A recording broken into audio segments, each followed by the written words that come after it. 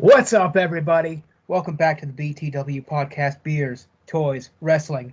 I'm with the usual gang. Lance Johnson, Hello. Dustin Hayward, Yo. our newest addition, Wade Fry. Lance goes first because he's the oldest. And of course, I am your host, Nate Gleason. Welcome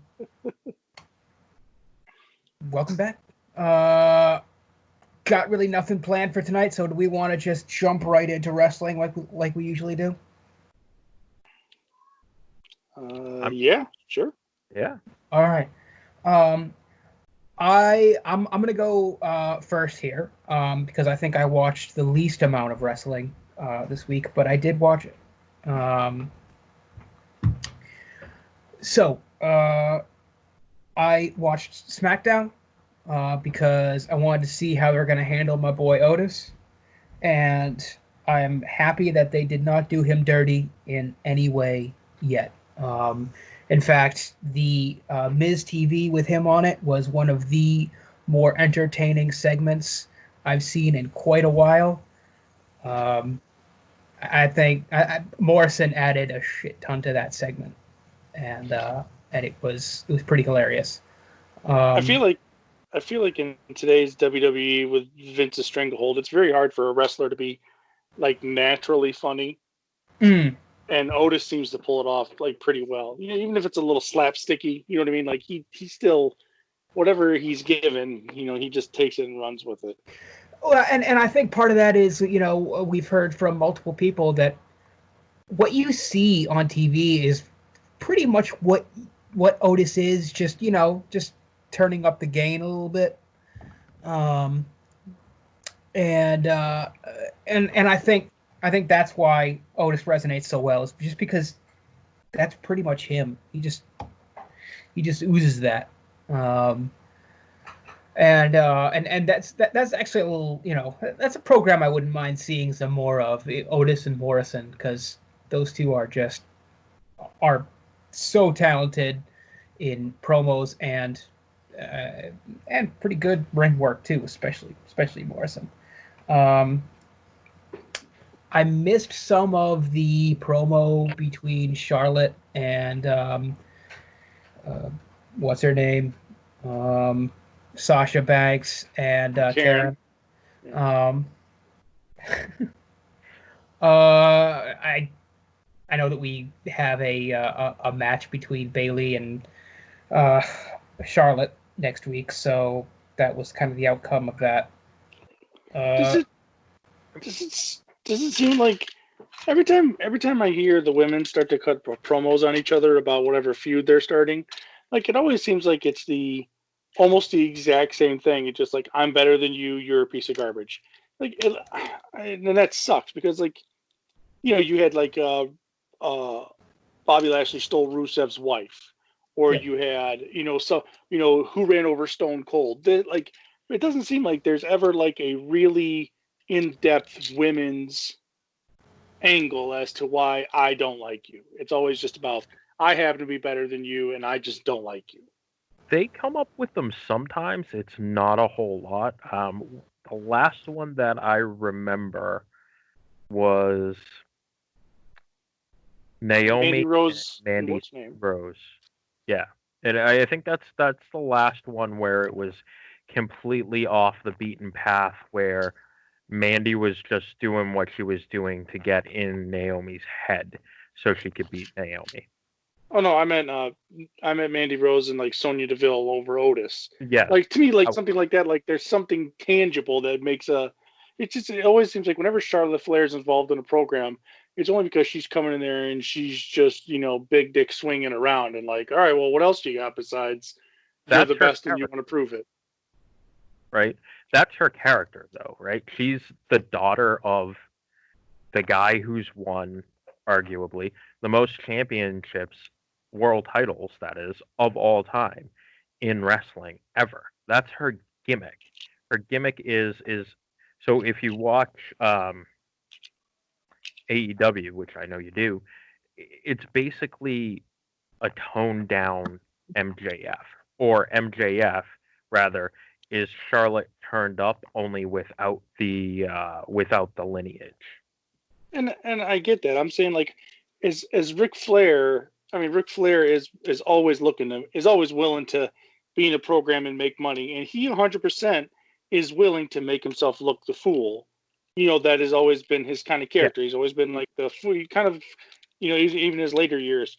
Like, why hasn't there been a program where Ric Flair comes in and you get like a Nia Jax just beats the tar out of him because he's older and he can't wrestle anymore, or you get Sasha Banks and Bayley come out and attack him because of Charlotte Flair's mouth. You know, like, I guess I just don't understand.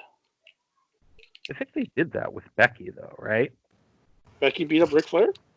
Yeah, pretty sure. I don't remember that happening. I'm pretty sure she slapped Ric Flair across the mouth because he was basically Charlotte's manager. And that was probably 2 or 3 years before The Man, and right after they had done away with the Divas title and they changed it to the Women's Championship. I'm pretty sure Rick. What happened? Rick was Becky. She just slapped him, or there was like, I'm talking about like an actual like, you know, Charlotte Flair is really upset about dragging him down the hall and making it look like he beat the tar out of him. You know what I mean? Like I just wish that the women, like the women's, Vince has kowtowed and let the women have the main event of WrestleMania. Like, it's just so funny because it seems like he's not willing to give up. It's like a game of inches with him. Like give them something tangible. These girls, a lot of them are super talented and can pull it off. Give it to them. I think a lot of it too harkens back to the way he views women's wrestling. Now, does he still view it this way or no? I don't know. But for years, there were those rumors that he basically viewed women's wrestling as a sideshow. Right. And it's taken a lot of people a lot of years to change his mind. And I still think that he does not believe that they can be a draw. And that's awful. Like, I think that there's more to the women's program than there is than just catty jealousy or like backstabbing. You know what I mean? Like, there could be more to it to that. Like, please. No, I absolutely agree with you. I think what was the match on? No, it was Raw where they had Baszler go up against Natty. Was it SmackDown? No, it was Raw. Where they had Baszler go up against Natalya, and that was a submission match because, you know what, Baszler's from MMA, and she won most of her matches via submission, and Natty is, well, the last woman, and possibly, I don't think she was the first, but I believe she was the last woman to come out of the Hart Dungeon. So, I mean, I think that had somewhat of a storyline. Does it go beyond a week? I don't know. I'm honestly surprised that they're not already setting up Baszler Asuka, because I have a strong feeling that that's where they're going to end up going. Yeah, I guess if Nia Jax is being fed Asuka, then that'll set up a credible thing for Baszler. Well, see, and here's one of my issues in that I feel they don't play up the history in NXT enough, especially if we're now having it as a quote-unquote third brand. Because if you did that, you don't actually need any build-up at all to Baszler versus Asuka. You have Asuka, who had the single longest reign in NXT as women's champion, completely undefeated, and then you had Baszler, whose, I believe, her second reign ended up breaking the streak for Asuka's first reign, or Asuka's only reign, and then she had another reign before that as well. So you literally have the two longest tenured women's champions And before Charlotte won the NXT title, Baszler was the only 2-time women's champion from NXT, from your third brand, going at it. I don't think you need a whole hell of a lot of build up to that. I could be wrong. That's you also talking about, like, is in one of Vince's top 3 rules is like you're not supposed to remember the past.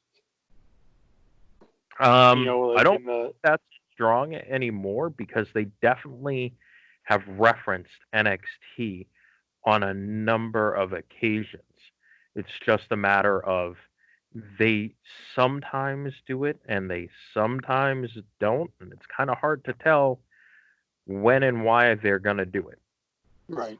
Like, if you're gonna have it as a third brand, I think you should, at minimum, rely on what these people did there to quote unquote get called up, because Asuka, like I said, that match should, in theory, write itself. You shouldn't need any build up to that whatsoever. But it's weird how they cherry pick sometimes. Yeah, how they determine what's canon and what's not, basically. Yeah. Anyways, so you were saying, Nate, didn't mean to go off on you like that.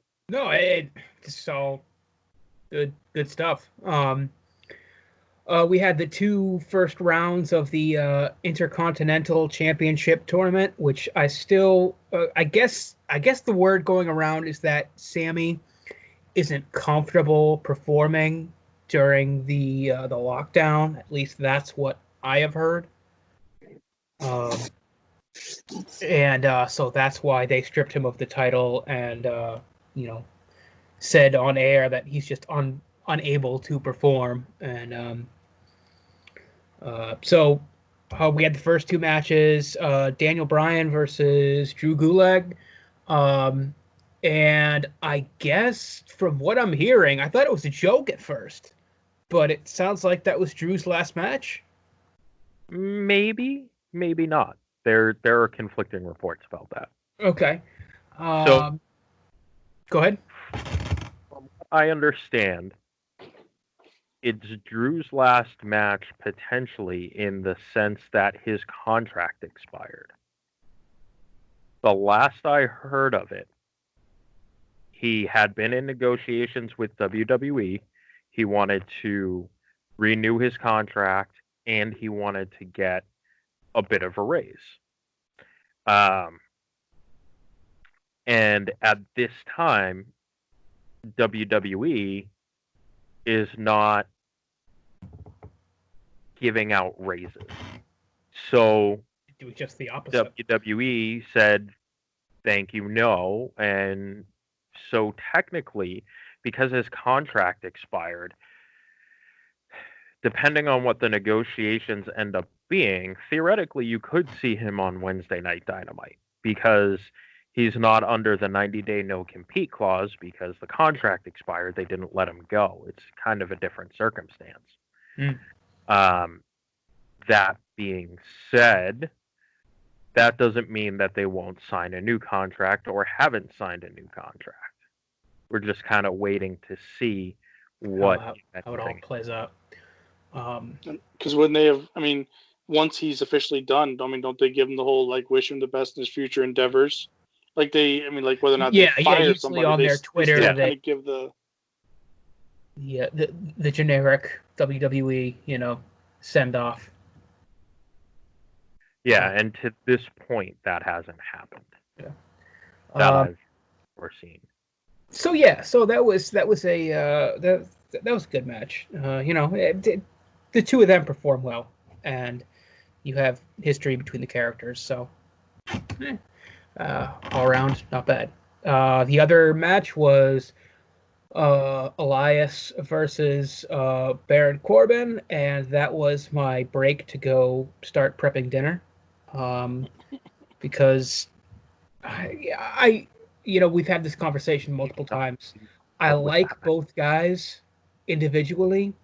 Something about their matches together bore me, and I can't put my finger on it why that is. They just do. They are. I wouldn't even say. Is it you think it's their skill in a match, or that they're both kind of like naturally heels? Like I think that's it. I think that they're both kind of naturally heels. Elias, he's going back and forth between this. It's not even really an anti-hero thing. It's like they just don't know really where to put him right now. And so he's not quite heel, he's not quite face. He's just somewhere in between. And this is where I think you lose a lot with no crowd. With someone like Elias, who, good or bad, he always works off of what reaction he's getting. And with no reactions, it almost seems like he's floundering a little bit.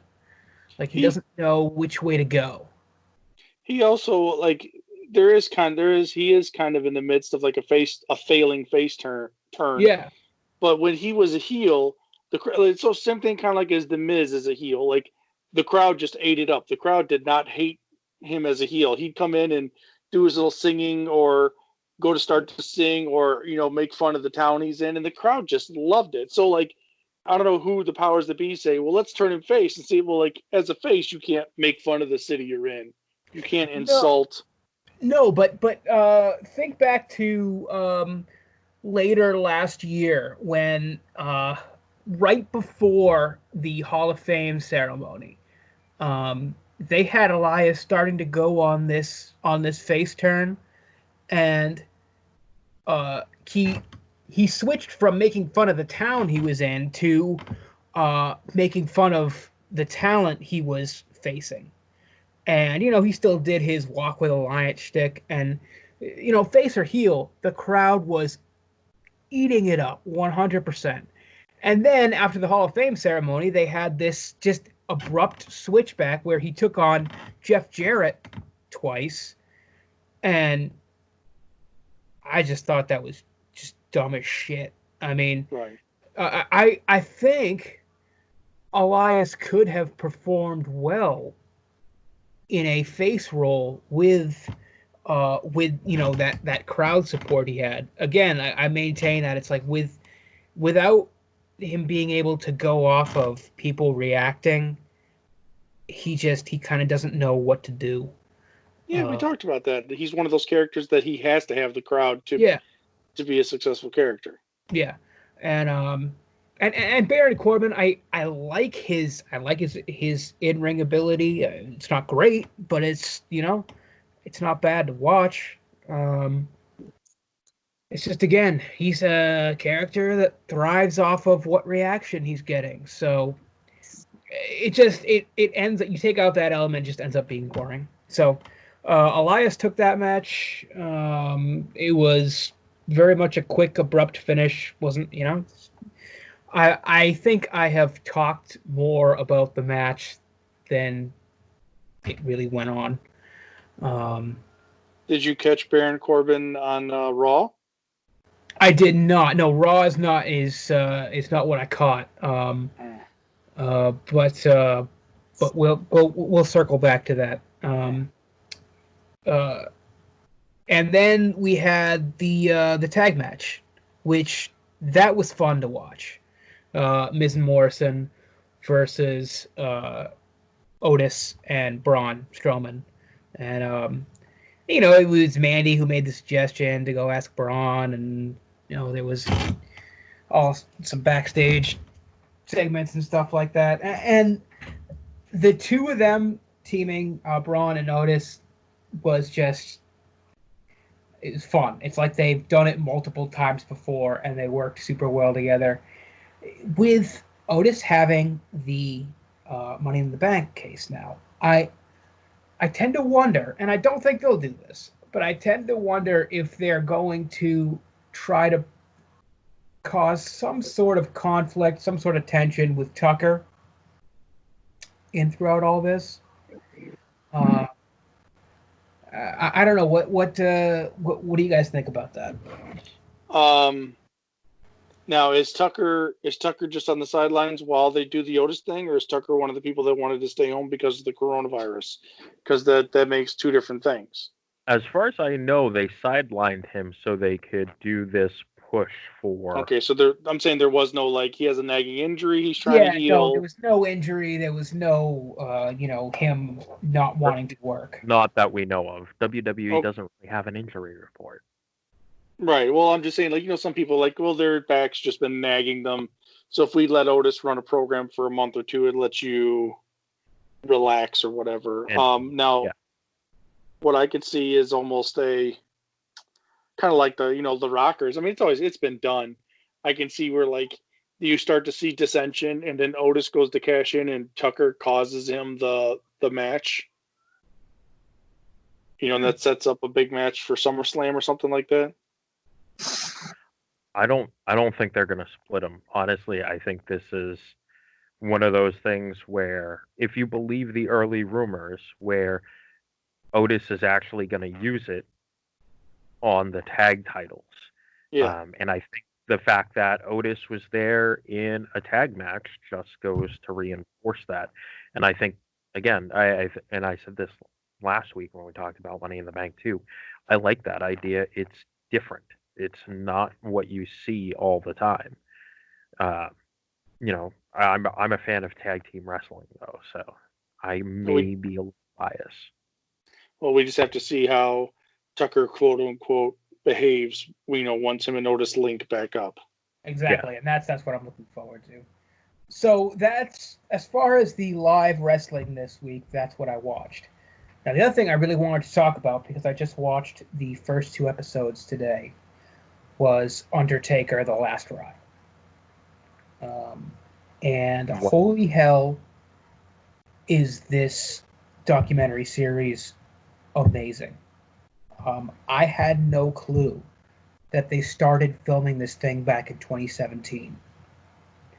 And going up through the match with AJ. We saw a lot of snippets of things that we have before. The first episode was kind of the obligatory career recap that we've seen time and time again. And it was about the second half of the first episode where they started getting into Taker doing the Roman Reigns match. And they had him talk about the year before, lost a streak, him not being able to remember anything from the match because he got concussed somewhere during it. And just super, super well done. It was very interesting seeing that his whole progression from after the Reigns match, where he put his gloves and hat and coat in the ring and really thought he was done. They actually went in and filmed his hip surgery. So a little cringy, but fascinating all at the same time. And went through that decision of him deciding to come back after that match, and that's kind of where episode 2 picked up. He actually, WWE provided him with a ring, and he bought an old abandoned jet ski place, repair shop to build, set up his little training gym. It was fun to see Primo being the one who helped him train. And just overall, I can't say enough good about this series. The episode 2 left off right after the whole John Cena match, which was WrestleMania 2018. So have you guys seen any of this yet? If so, what's your take on it? This is just, as a massive Taker fan, I'm loving every second of it, eating up every second of it. What do you guys think? So I've seen both episodes, and I don't disagree with anything. I think that they've been doing it really, really well. I think that it's an interesting revelation that what we all kind of thought the Roman Reigns match was exactly what it was supposed to be, right? It was supposed to be the end to the Undertaker, um, and then them bringing him back, and then kind of them going through all of the surgeries. And then the other thing too, because I watched the what was it, 24, the Chronicle with Edge. I'm surprised WWE just ships a ring at a moment's notice to like anywhere. Yeah. Because Edge had his own private ring that he worked out with the Revival with. Then now we find out Taker has his own private ring. It's very, very interesting that the WWE's just like, oh, hey, you want to come back? You're one of our biggest stars of all time. Here's a ring. Just take this ring, please. Yeah. It was great. Now I always enjoy watching the ring building stuff. You know, WWE never ever used to show any of that stuff, and it's only been in the past 3 or 4 years that they've peeled the curtain back, or peeled the canvas back, if you want to get cheeky about it, to really show how they construct their rings. I've watched a bunch of videos on it, and you know, so many indie productions do their own various ways of building rings. So it's fun to watch WWE do their thing.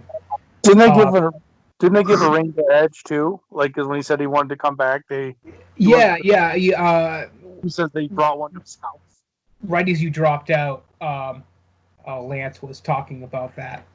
Okay. So, Dustin and Wade, how have you guys watched the episodes of this Taker documentary yet?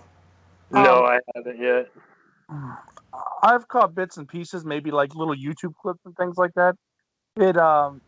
It's super interesting, but it's like a double-edged sword. Like, it's interesting, but then also it's kind of like you said, though, peeling back the mask on the Undertaker. Like, his character's been so protected and so mysterious for so long. You're like, it's almost like when you see a video of him doing like a Make-A-Wish. You're like, man, all right. Like, I'm enjoying watching this, but I'm not happy about it. I don't know. I think that's where I kind of have to disagree a little, because I wholeheartedly enjoy getting to know Mark Calloway through this. I mean, Right. And that could be because I've been a fan of Taker for so long that, and my mind has always wanted to know the behind the scenes stuff. I don't find it a disappointment to learn, that he's just a regular guy. I find it endearing and awesome that he's this family man who's, as Candace said in the second episode, now he can, go to school functions, soccer games, volleyball games, and just be a dad. I find it fun to know that at the end of the day, he does that stuff like everybody else. I guess. Like I said, it's like a part of me enjoys it, but part of me is disappointed in it. I guess is like I can't hate. I don't hate any of it. Just Yeah. It's okay that you're wrong. It's all right. As he's getting older, like I'm saying, like it. I mean, we talked about it. Yeah, I don't dislike the Undertaker, but it just sucks, like watching him get older and watching like the mystique slowly disappear. You know what I mean? Yeah. Like AJ Styles peels the curtain back a lot on like his wife and this and that. You're like, yeah, it's just weird that he's being made to look so mortal. Yeah. So, question for And you, then, because this is kind of the feeling that I get from what they're doing and the fact that they've spent 3 years on it. Do you think this is leading up to him retiring after next WrestleMania? If they've spent 3 years on it, I'm sure that they've thought he was probably going to retire at like any point. That's why they started it. Well, a big part of it, I think, is I think they thought he was going to retire at or after the match with Reigns, and he did too. That's where it kind of all starts. So now that we're 3 years down the road, I think he's going to actually finally call it quits at some point, and I think it's WrestleMania next year. Well, then who gets the rub then? Because you don't retire as a winner. No, you don't. So I guess the question then becomes who needs the rub? And I don't think right now we know who that person's going to be. And I don't think I honestly can't think of anyone too terribly deserving of that right now. I'd say the closest person is probably Bray. Who? Wyatt. Bray. The okay. Fiend. Right? Because the Fiend is more or less, because you see Bray Wyatt in there and talking about the character of The Undertaker, and you can kind of see where he's pulling a lot of stuff from. Yeah. In terms of how he approaches his character. I think that, as we all kind of thought with Bray Wyatt was supposed to replace The Undertaker, I think the Fiend is actually going to end up replacing The Undertaker, quote unquote.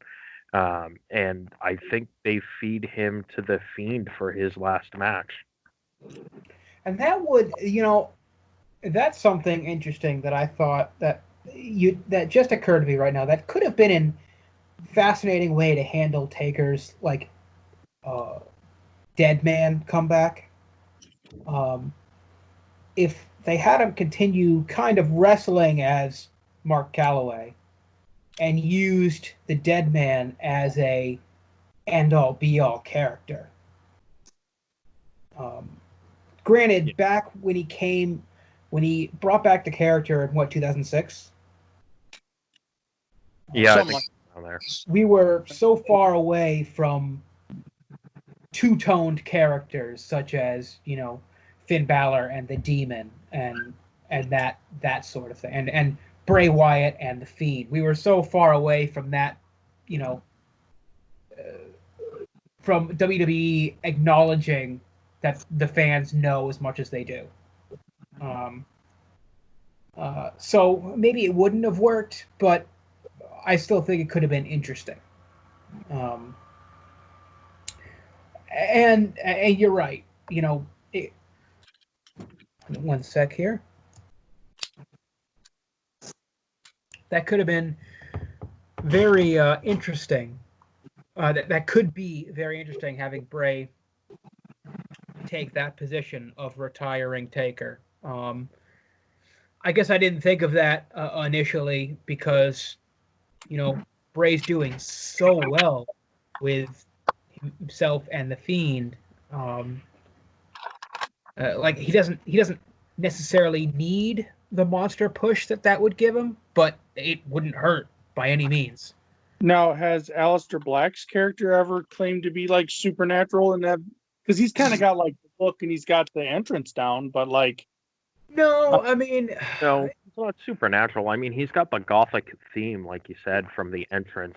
And he's never made any like supernatural claims, from powers and stuff. He just, he's like a goth metalhead, which he really is.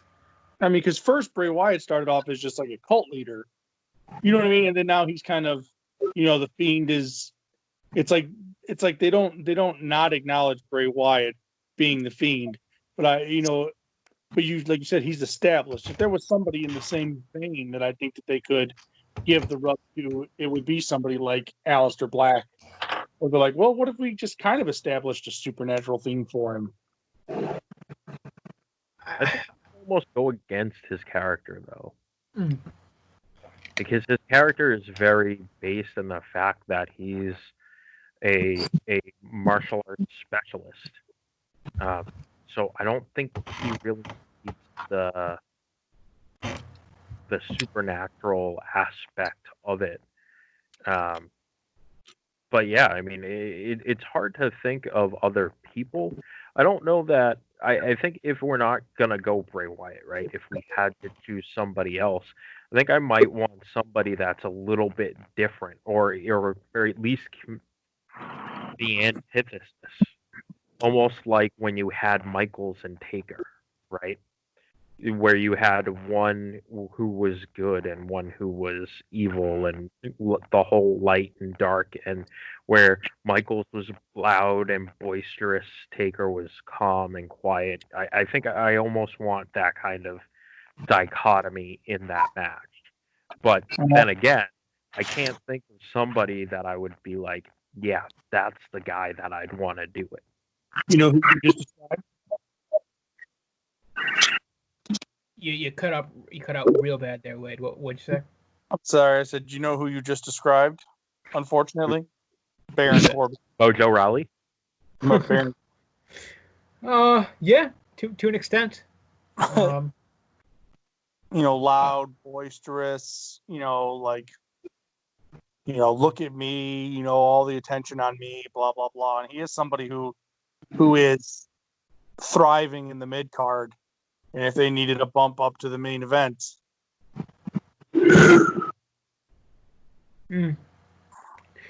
Yeah, yes, you're that's the perfect description of Corbin. I don't know. And could happen. They let him retire Kurt Angle, so who knows? So that was my extent of wrestling watching this week. Who wants to go next?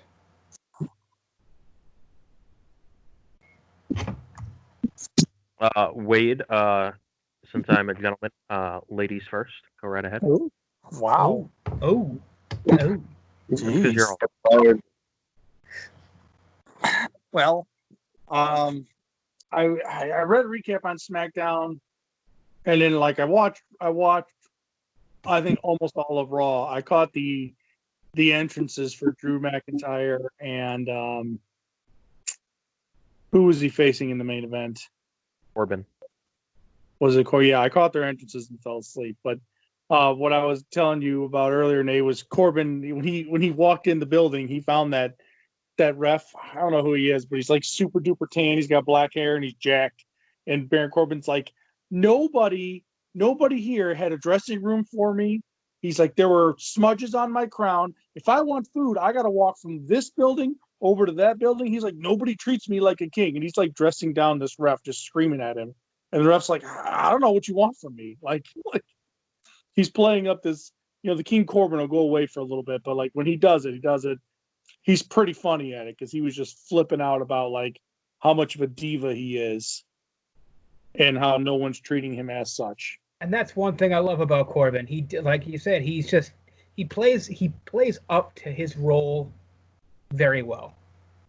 Now, I'm interested to know where, I don't know, Kevin Owens came back, and I think he kind of had a bit part, but the Kevin Owens show, and then Selena Vega and her crew of motley fellows came in, and she started screaming at Kevin Owens. She's like, how dare you? You're being disrespectful. He was standing outside of the ropes when they came in, so he give them their entrance. And then he went to introduce them, and Selena Vega stopped him and just she's like, I know what you're thinking, Kevin Owens, that we're just garbage and blah, blah, blah. And Kevin Owens is hilarious because he just exudes sarcasm. He was just leaned up on the rope, just staring at her and making weird faces at her.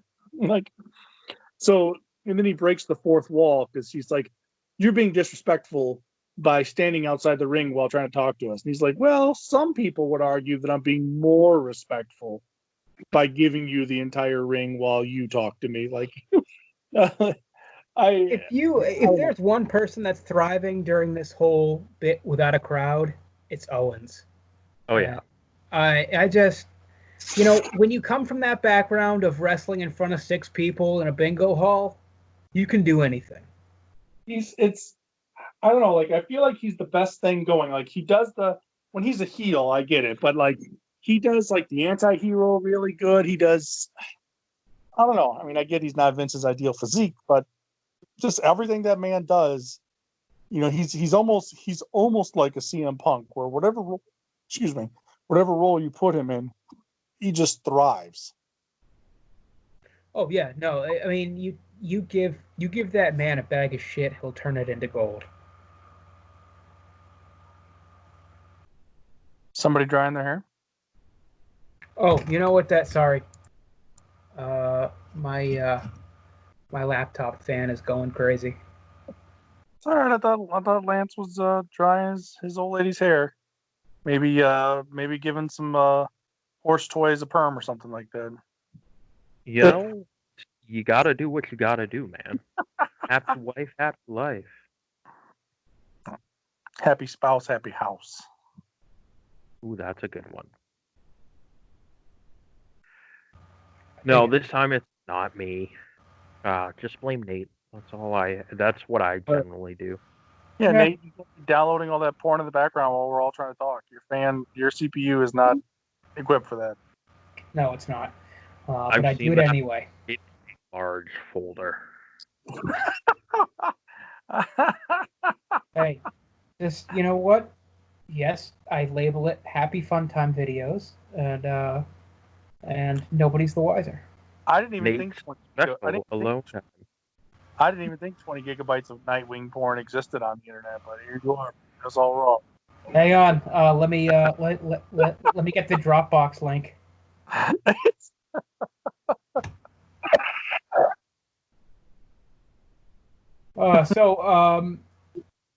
Dustin, how about you? What'd you catch? Nothing. I've barely watched anything, let alone wrestling. You know what? I don't blame you. It's tough right now. So as far as wrestling goes, I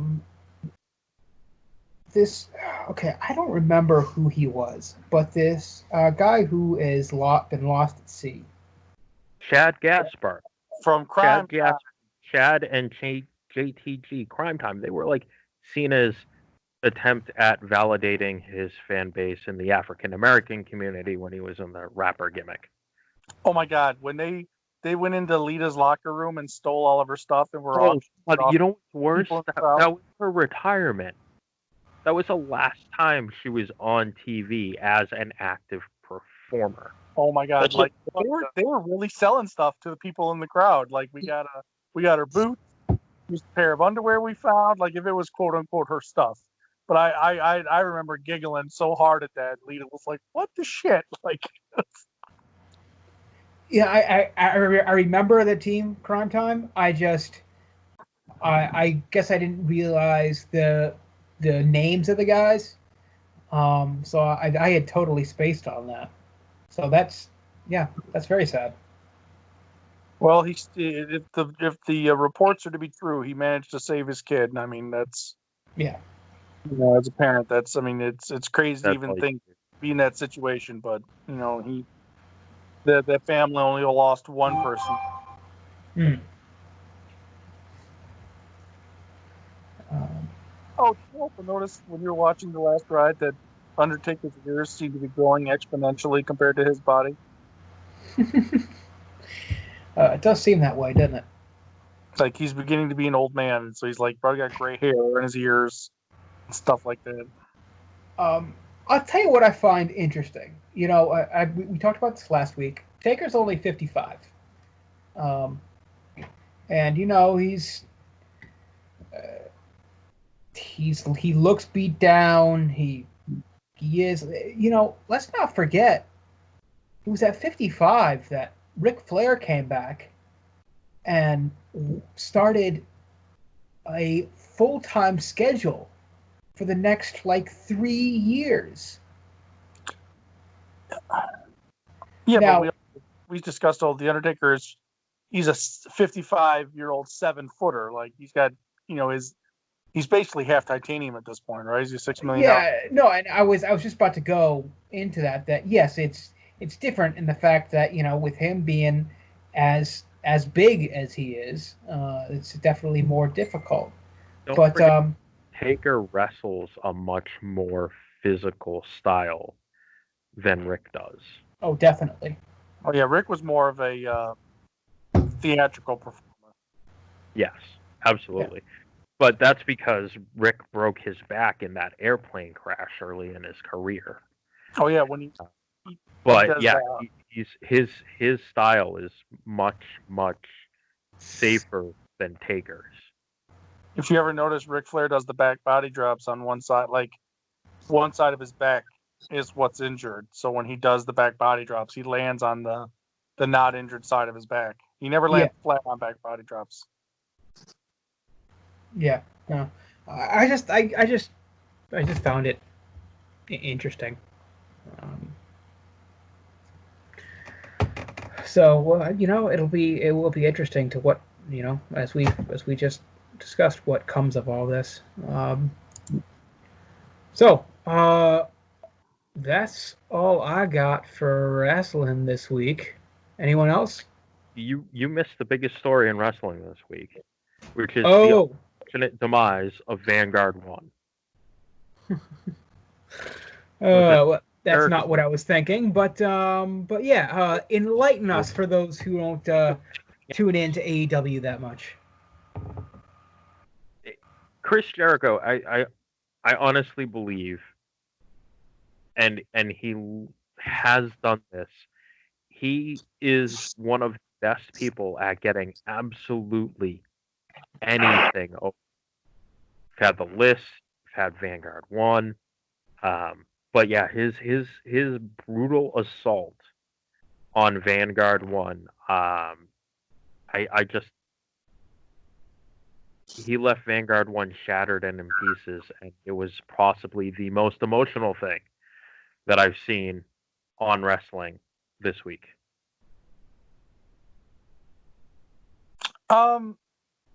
There's also the like it's all how long has it been though that it's been the meta to like what Chris Jericho's doing no matter what it is.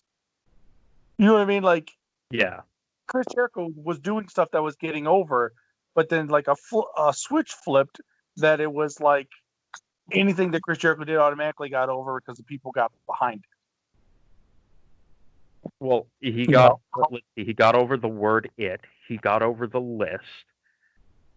Right, but like it and the list, I think were like the list definitely was something that him doing it, the people got behind it because the people just root for Chris Jericho no matter what. Do you remember him? You remember him being in WCW? Like, Dean Malenko was the man of like 1,001 holds, so Chris Jericho was the man of 1,002 holds. Yeah. Yeah, I mean that promo was awesome. Because didn't he have an actual list of all the holds he knew, and he was like making stuff up? Yeah, he did. He rolled out like this giant long list in the middle of the ring, and he just started like making up random stuff on the spot.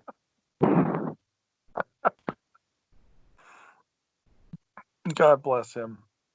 Guy's incredible. I mean, when you talk about people that can get anything over, he is that person.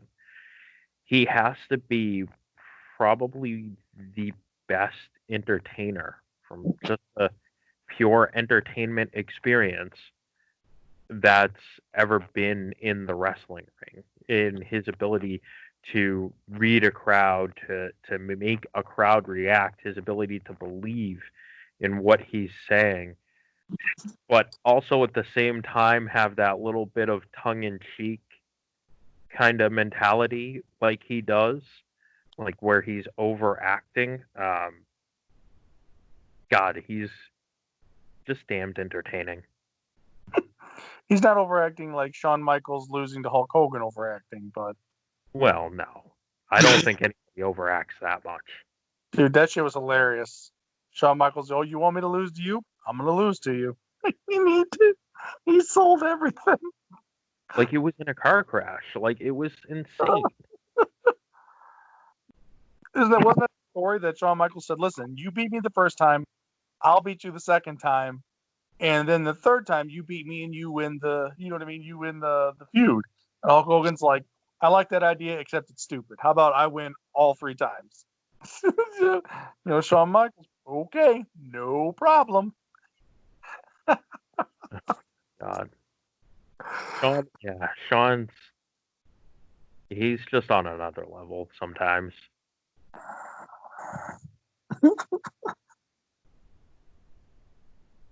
Oh my gosh. Talk about moments. Like, do you guys have like a favorite moment about like do you have like a moment in wrestling that made you laugh? Like if you are on YouTube, you'll search like that 5-minute segment or whatever to just make yourself laugh. Do you guys have like a favorite moment? The Rock and Chris Jericho in Boston in that promo where they're stealing each other's lines. Okay. That promo is the absolute best to me. I don't know. Well, it's probably because it's The Rock and Chris Jericho and they're cutting a promo. They're legitimately the 2 best of all time at that particular thing. But oh god, them going back and forth, and when The Rock finally goes off about Uncle Grandpa Jericho and Jimmy Jack Jericho with the peg leg and all of this other random crap, while it was either Kevin Kelly or Michael Cole, I forget which one, but they're sitting in the background and they're like covering their mouth because they're friggin' dying laughing. But if Vince were to see them laughing, Vince would destroy them. It was gold. I think it's so hard to think of all of them, but like one that comes to mind that I watch regularly, and it's more recent, and it's you can have your opinion about however you want, but when Enzo and Cass debuted on Raw on the Dudley Boys after WrestleMania, and Enzo just ran the Dudley Boys up one side and down another, like, oh god, yeah, more thoughts than you had all day, and he's like, put that lazy eye back to work. Like, I've never cracked up so hard at something. Like, Enzo was just firing them at him. Enzo was just so much fun to listen to. Do I think he had the best backstage attitude? In the sense of willing to take advice when he needed it, or I get he just wanted to stay out of all those backstage politics that have existed in WWE for 30 years. But I think if he had a slightly better attitude, he would have done a little bit better.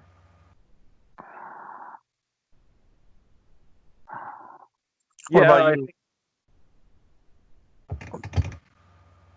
Yeah, Nate, what do you what's your go-to when you're bored on YouTube? When I'm bored on YouTube. See, it's kind of weird, but I have like a bunch of friends in like the independent eating circuit, so I watch a lot of their stuff. I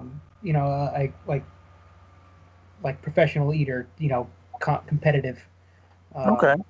So I watch a lot of that. I just subscribed to a channel yesterday called G-Man Lives, where the guy basically just does Half-Life 2 mods. So stuff like that. I'm all over the place when it comes to YouTube. There's no one specific thing that I just tune into. No.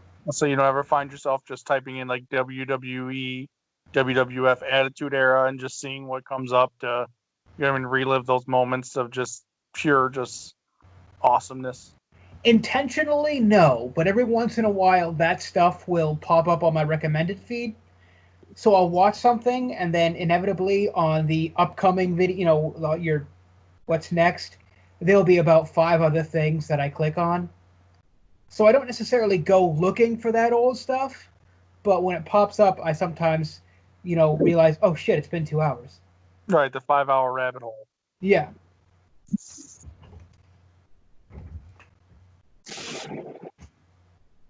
What about you, Dustin? I don't know. One that I always go back to is the DX public service announcement.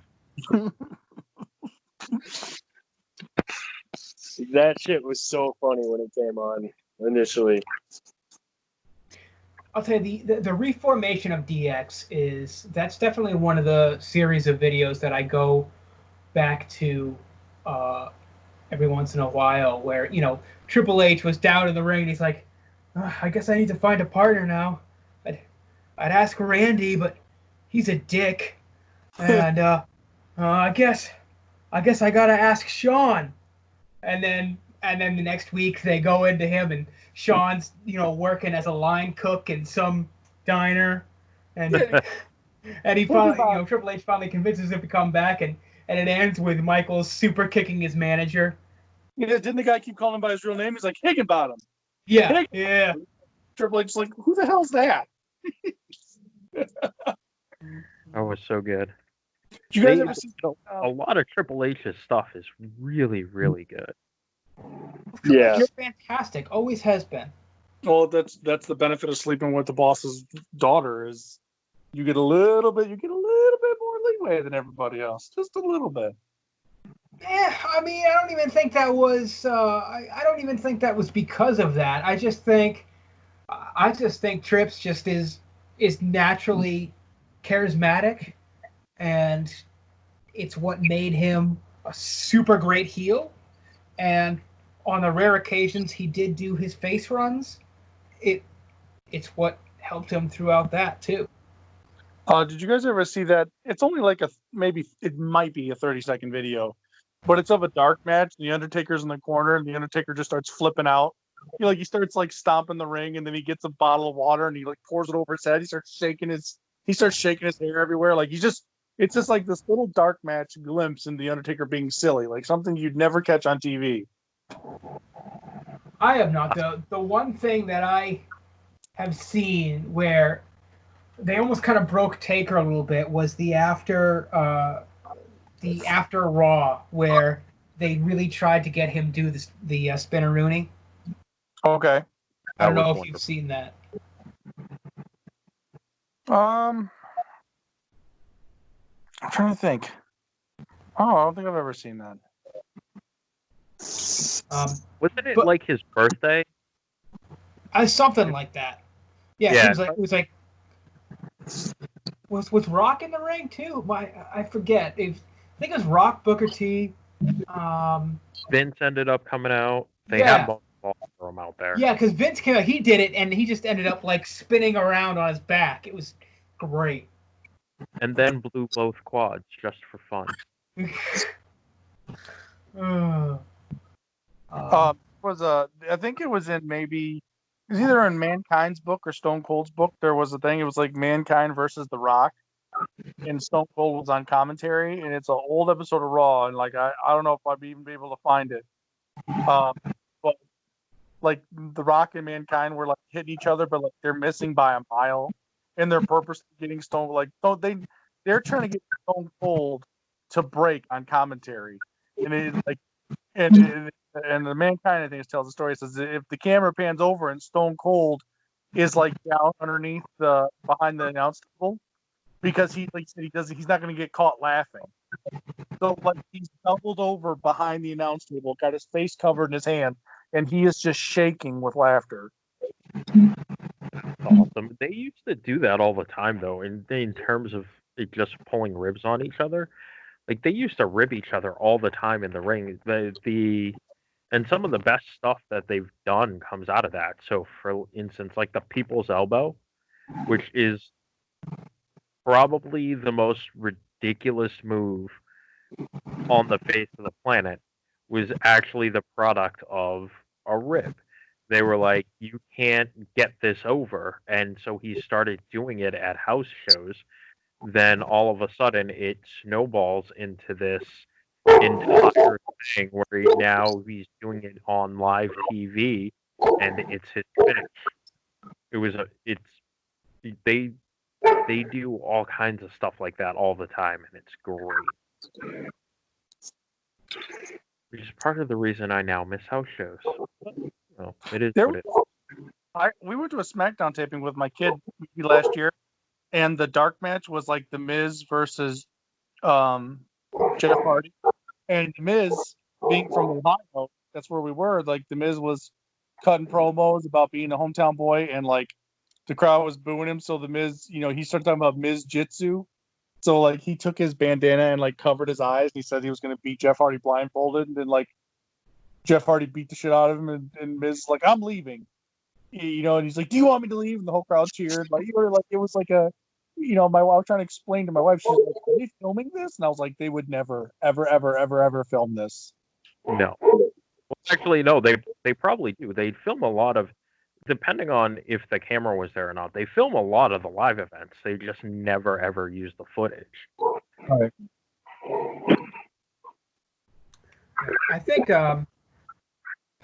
I think my favorite unaired kind of and this was actually after a Raw was the Stone Cold office chair. Did you guys see that? Oh, he went all the way down the ramp? Yeah, when he rode the office chair all the way down, and halfway through he spun around, and like you could tell that was not supposed to happen, but he just he toppled over at the end of the ramp and just popped right up. To this day, I love that little bit. Do you remember when he came in the monster truck? So he's at the top of the ramp under the Titantron in the monster truck, and the camera guys at the bottom of the ramp. Well, Stone Cold revved it a little bit. Well, it's not a normal truck. When he revved it, it yanked the carpet out from the cameraman. If you can find the thing, like the cameraman's filming, and all of a sudden you just see like roof ring as like the cameraman's doing a backflip. Because Stone Cold like just gave it a little bit of gas, and it just yanked this rug out from underneath this guy. That's amazing. I'm gonna have to go look that one up. Stone Cold said he always felt bad for that camera guy after that. Like, I'm definitely gonna have to check that one out too at some point. The other one story that I forgot to mention that came out with the whole possible Drew Gulak release is, and again, I thought this was a joke at first. Taker has signed like a 15-year deal with WWE. Obviously, that's I doubt it's not in ring, so he's going to be, this probably includes his Legends deal after he officially retires and all that stuff. But he's there. He's definitely there for the long haul. If not anything, the Undertaker's loyal. He was Vince's soldier through the Monday Night War. Like, that's why Undertaker was so heavily featured in the late 90s, because there was no, like, WCW could not get an answer to the Undertaker.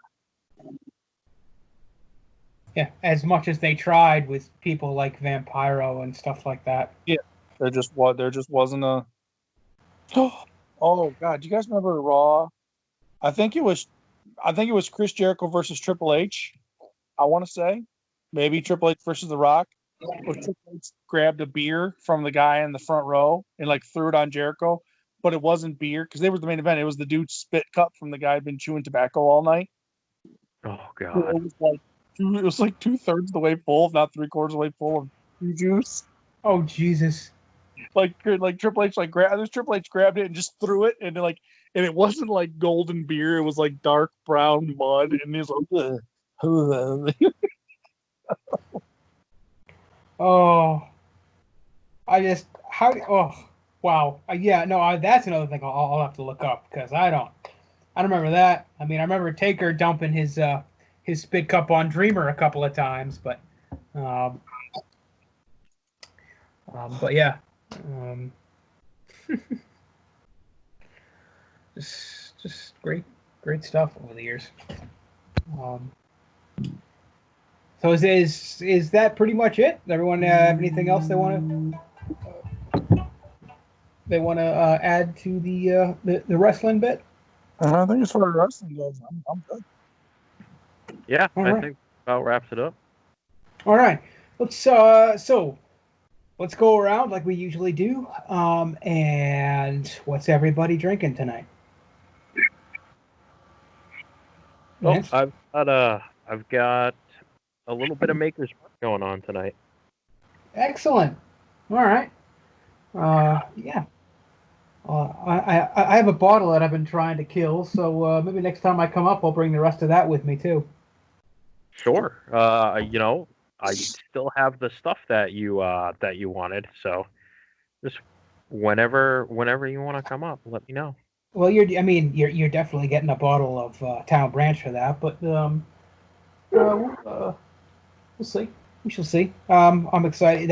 We'll touch on the state of things kind of towards the end here. But Wade, I know you have something kind of funky going on, so why don't you enlighten us on your project right now? Well, I found this kid on YouTube that he cooks. He does a lot of cooking, and it's kind of he dumbs it down. And like if anything, I'm someone who did like a million steps to do something. I'm out. And I found a recipe for ginger beer. Now, when it's called ginger beer, it's basically what's in a Moscow Mule. It's like low to no alcohol, almost like a ginger ale.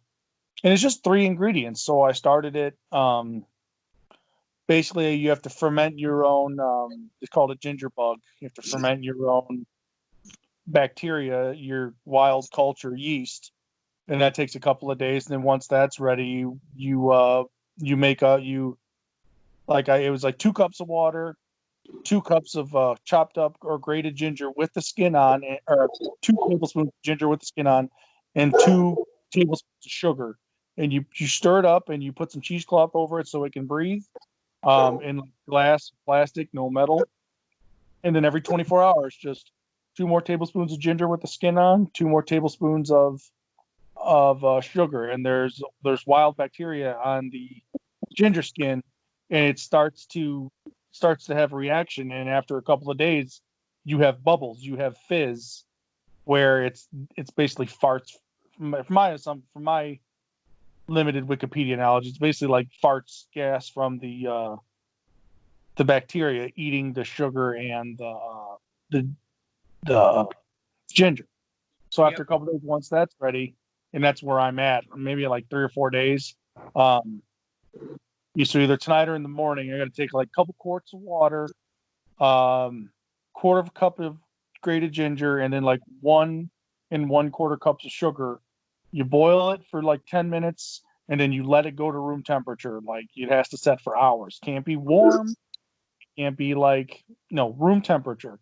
And then you strain all of it, and you bottle that, and then you add in strain all of it. Then you add in about 1/2 cup of your culture that you did, and then you bottle it. And then I got to burp the bottles every day. But after like 3 days, I'm supposedly supposed to have like homemade ginger ale.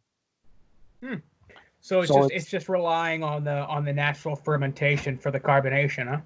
Yes, and by the comment section and some of the other ginger beer videos I've watched, you could add like champagne yeast or something like that, and you could make it alcoholic.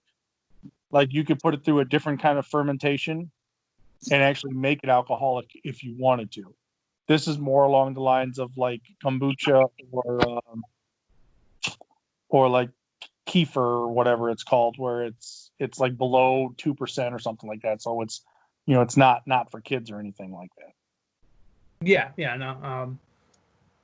So what is so that's what it's going to end up being, just a super low ABV type ginger beer. Just basically like a ginger ale, for lack of a better term. And the guy also did like the kefir or kefir, whatever you want to call it, water, and he did the same thing. So it's almost the same thing without the ginger. And then all he did is made his own pop and his own like fizzy drinks. So once you do that, you can bottle it with whatever you want, and it'll actually carbonate it for you. And so when I start watching some of these other things about like making your own beer and this, that, and the other, and you got to have that big jug, and you got to have like that, like this is one of those things, like all you got to do is go buy a couple knobs of ginger and some bottles to put it in. And, like I'm willing to try a science experiment with, ginger was at Walmart. I think ginger was like $2.90 a pound.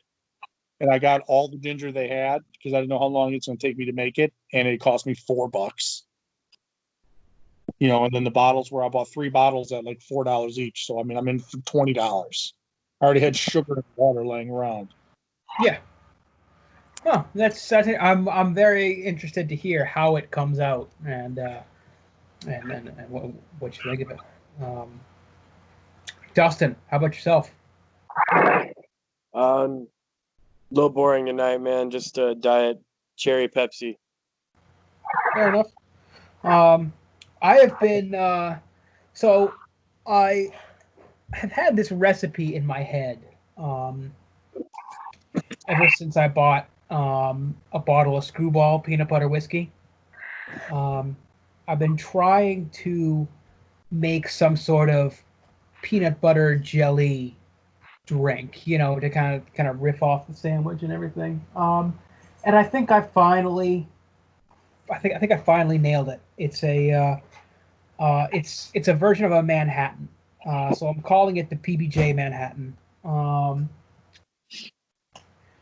So what it is it's 2 ounces of Basil Hayden's, 1 ounce of your Screwball peanut butter whiskey, ½ ounce of Chambord, which is your raspberry liqueur, and ½ ounce of Dolan sweet vermouth. Stir it down to dilution and temp, and then add in a couple of drops of Angostura bitters at the end. The by itself, the Screwball and the Chambord are super, super sweet. So the Dolan and the bitters really kind of help tone it down.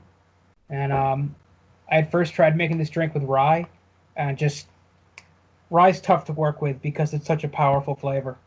But that Basil Hayden's just did the trick. Nice. Sounds good. So,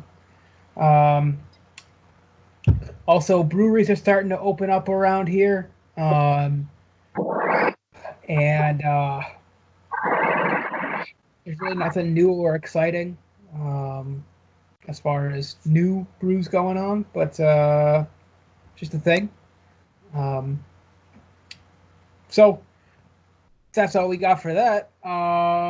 Let's dive right into toys. Who wants to go around talking about what they got this week? I'll start because I'm easy. I got nothing. You got nothing. I got nothing. Yep, I got nothing. So, Lance, how about yourself? It's not here yet, but I do remember we were potentially going to talk about it. I ended up getting another two of the combiner of the Seacon combiner team from the Generations Takara one that they just released. So those are on the way. They're not here yet. They're due here tomorrow, and of course they're shipping FedEx. So we'll see if they actually get here tomorrow or not. Oh yeah, good luck with that. The last I saw of them in terms of the shipping update was that they were they had just left Pennsylvania, and typically when Pulse ships anything from their Pennsylvania warehouse to me, it usually takes like the next day. But with all of the delays and the caution and stuff like that, this one's taken a little bit longer. So I had ordered when you look at tracking info tomorrow, they'll be in Oregon for some reason. And well, see, what I'm expecting, and this is what happened the last 2 times, which makes it a little weird, is they'll show still in transit tomorrow until about like 11 a.m. Then at 11 a.m. it'll switch out to delivery, and then at 11:15 it'll actually show up at my house. So I don't know. Their tracking system is all kinds of messed up. I think you could talk about that. I think you could use that talking about FedEx as a whole. Yeah. No. I just mailed something from Michigan to like Ohio. I sold a figure to some guy, and it left Michigan, and then it like went to South Carolina and spent like a week there. You know, like it's just supposed to go like maybe an hour and a half drive from my house. like if I drove it over there. But nope, it took the long way, took the scenic route, like almost down to Florida, hung out there for a while. Yeah, I'm in the midst of a sale here, and the guy that I'm selling to is out in Tacoma, and I'll tell you, I most of my selling, I've been lucky enough to do stuff here on the East Coast. I didn't realize that the rates had jumped so much for when you cross the Mississippi River. Yeah. When you're here on the east is when you get that massive jump. It's dumb. Just all around dumb. Well, a lot of it has to do with who you ship through too, right? So like FedEx and UPS, they charge a premium. The U.S. Postal Service is required to not raise their rates ever by the federal government. And that's a whole different discussion that we can get into at some point about how the Postal Service is actually really, really good, but is also getting really, really screwed. But yeah, anytime you're shipping, usually the cheapest option is going to be the post office because they cannot charge you more and they can't increase their rates at all. But yeah, I don't think, what did Dustin, I shipped Primal to you. What was that, like $10? Yeah, like 10, it's 1080 or something, right? Yeah, so that wasn't too bad. Well, there's also the secret that like if I ship something from my house and I print off a shipping label, it's priority mail. It's always priority mail. But if you go to the post office, they have retail ground, which is considerably cheaper, especially if you're going far away. Yeah. So, and you used to be able to do first class via click and ship, but for some reason they decided against that. I did. I would be remiss because I totally forgot to mention. I'm going to blame forgetting initially on the whiskey. Dustin sent me out those 2 Battle Masters from the Netflix Siege Megatron. So thank you so much. Definitely, man. You're welcome. So, well, I don't have them here yet. That is the one thing that I did actually get this week. that better be what's in that box, Dustin. Those were who? Another Lionizer and Pinpointer. Crosshair's Battle Master, or Crosshair's Target Master, Point Blank? Pinpointer, I thought. Pointer. Okay. That's right. Point Blank is one of the other Target Masters. Yeah. Who I would not be surprised if we get in the next wave of whatever they do for this line of whatever they do for this War for Cybertron trilogy. I would actually expect them to come out because they need Sure Shot and Pinpointer. Those last 2. I wouldn't be surprised if they came out as Generation Selects. And I'd be more than okay with that. Yeah. Yeah. I mean, if to do a couple of far-reaching characters like that, that's fine. I'm still hoping for an Artfire from Generation Selects. But we shall see what happens with that next round of stuff. Dustin, what'd you get your hands on this week? Quite a bit, actually. I got a Rhino alien from Walmart. I picked up the Batman versus Alien 2-pack. I really need to find the Green Lantern versus Predator one. Mostly because I want the Predator out of it. Yeah, that's a combo I didn't know I needed. Was a fear-based Yellow Lantern Predator. Like, what a Yeah. perfect combination. For real. Like, it looks so good, too. A side note, Dustin, my kid wanted to watch Aliens versus Predator from a couple years back. He's like, that looks like good. And he was in on it until like the alien eggs came up in the like sacrifice chamber, and he's like, turn it off. I said, what, buddy? And he's like, nope. He's like, I'm out. Like, he was like, turn it off. I was like, no, listen, it's rated PG-13. It's not even scary. Like, it's more of an action movie. And he looked at me. He's like, no. He's like, and like as soon as he saw eggs, he was like, nope, no fucking way. Like, you're not taking me old, man. I'm not in on this. Man, that's funny.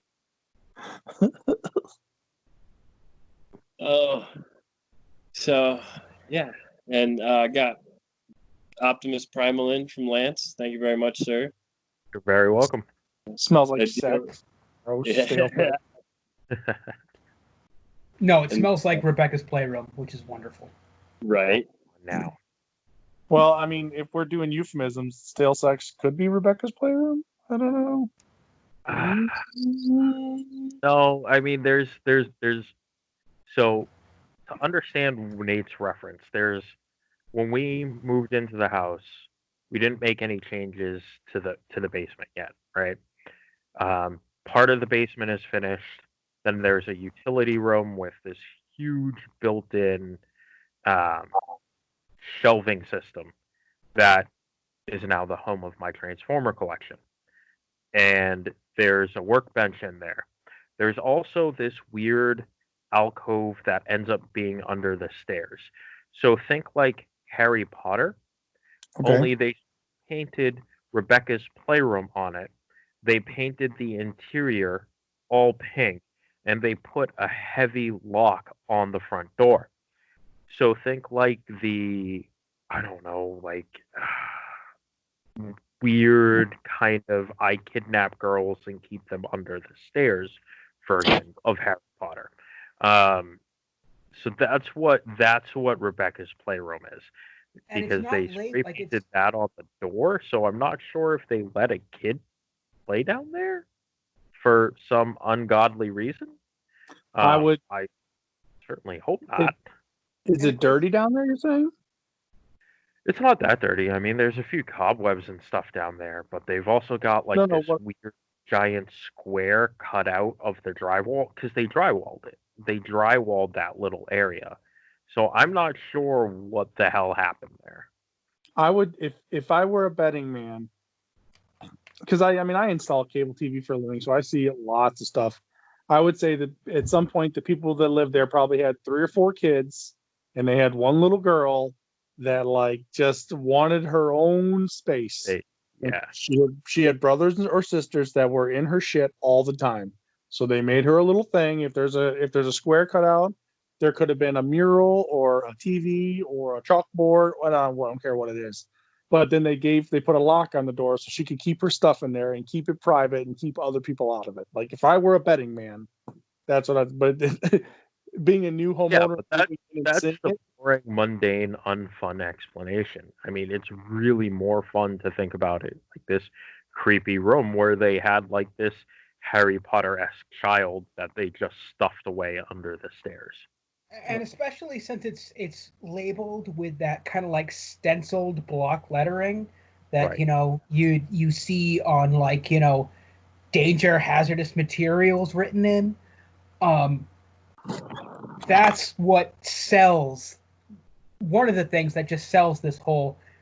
That ain't right. Some lady that like she thought her dolls were real things, so like it was called like. Well, Rebecca's my daughter, and you're like, where is she? And it's like, what's that? What's Annabelle or whatever? You're like, oh, who? What? Yeah. No. Good Time to leave. All right, Wade, how about yourself? Oh man, the only thing I picked up this week that I've bought this week, and I got it today was I went digging around at Walmart and found not the Siege, but the Earthrise Starscream. Oh So yeah, have- the one. Have you cracked it open yet? Yep, I opened it. I was playing with it when we started recording, and it's. Nice. I So felt I know. like. Oh, go ahead. I was just gonna say I know Lance's thoughts on it. How are you enjoying it? It really. I don't know if you guys remember. When I was a kid, we used to go to Kmart, and there was. It wasn't the G2 Starscream, and it wasn't the G1 Starscream. It was almost like this subsect. There was a Starscream, a Grimlock, a Jazz, I think, and a Bumblebee. And they all were small, maybe the size of a deluxe now. And like Grimlock, his tail came off, and he used it as like a fist weapon. And there was, I can't remember what the hell they were, but they transformed. No, Anyway. that was the inner robot to the Pretenders, because I have the Pretender Grimlock and Bumblebee still, and I have the Pretender shell to Starscream. So yeah, those were the Pretenders. Well, no, but they transformed. Yeah, the inner robot. Yeah, the inner robots do transform. Okay. I had the Bumblebee as a kid, and he was like he's larger than just the G1 Bumblebee, and had a, frankly, I thought, better transformation than. So it's funny that I opened this and like, hey, what's the movie with Matthew McConaughey where he's the a young Matthew McConaughey where he's outside the roller rink and he's talking about high school girls? Fast Times? Is it Fast Times at Ridgemont High? I think so. Like, that's how I feel about Starscream transformations. I was like, no matter how old I get, they all stay the exact same. Like, this Starscream transformation, like, it's cool. It just was funny that, like, while you guys are talking, I'm just effing with it. And I was able to just like, they've all been the exact same as far back as I can remember. So, every single Starscream transformation.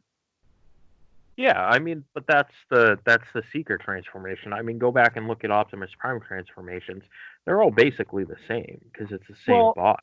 Additionally, the Earthrise one is just an upscaled version of the Classics one that they released 10 years ago. Well, but what I'm saying is, like, I thought that initially. Actually, that's more like 14 years ago. I thought that initially as well, but then I have the Earthrise Optimus Prime here, and the Earthrise Optimus Prime is not just flip the arms out, flip the legs down, and you're done. They updated it to where, like, his, like, the pieces fold in and the wheels hide inside the chest cavity. Like, there's this whole list of things. And it's just funny that, like, it's almost like they got the technology for Starscream right off the bat, and there's just like, they're like, how do we make it better? And they're like, I don't really think there's a way to do it. Yeah, and I'll tell you, the Earthrise Optimus I'm just so impressed with because if you've ever handled the TE-01, I feel like there are a couple of elements in there. The way some of the upper body panels unfurl to make the alt mode, it's very reminiscent of what Transform Element did, and almost like Hasbro took a tiny bit of inspiration from there. Yeah, I'm just so impressed. What one was like? It made me get down off my shelf. What was the Optimus Prime? It wasn't Earthrise, and I don't think it was the one where he combined with his the most recent one where he combined with his trailer. Oh, Power of the Primes. Yeah, Prime. So, like, I have Power of the Primes, Optimus Prime right here, and it's got a gimmick that he combines, but like it's like night and day, the two Optimus Primes. Oh yeah. Like, so it's just funny that, like, they're continually finding ways to, like, update and upgrade Optimus Prime's transformation. It is, and I just find it funny because, when Lance and I went to HasCon in 2017, is that when that was? Sounds about right, yeah. We got to see a lot of the Power of the Prime stuff before it was released, like in person, and like that Prime just at the time looked like the greatest thing since sliced bread, and And now it's just, you have Earthrise, which might be, well, it's not, leaders. I'm using leader class in air quotes here. Not quite what it used to be, but yeah, that other Prime just kind of shows its age now, and just how much Earthrise really nailed it. Well, I think these are all. Earthrise Prime is probably the best mainline Prime that we've ever gotten. I would agree. And I know, Nate, you said that there are a few elements of third-party things in there too. I actually don't think they used third-party as much. They may have, but I see a lot more of elements of the Masterpiece Optimus Prime, and they pull in kind of things that they've done from a lot of other Primes, like the way the gas tank pulled the back and the legs. They did that with Studio Series.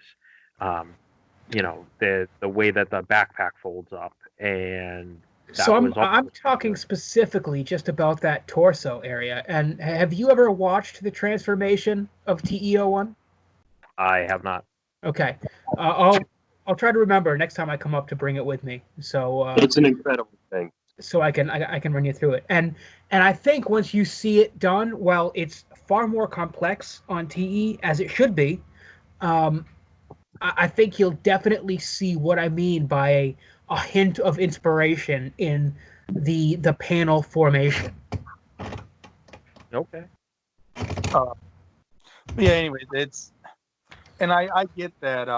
As we go on, we talked about it with the new Masterpiece Optimus Prime. Same thing with these toys. As like the parts count go up, and as the complexity of the transformation goes up, like the price is going to go up. Like it's just there's more involved in getting it to the consumer than there was before. I understand that, and I don't know. I just as I was saying about the Seeker, like it's just funny. Like you said, it feels like just an upscaled version of the classics, where like there's no.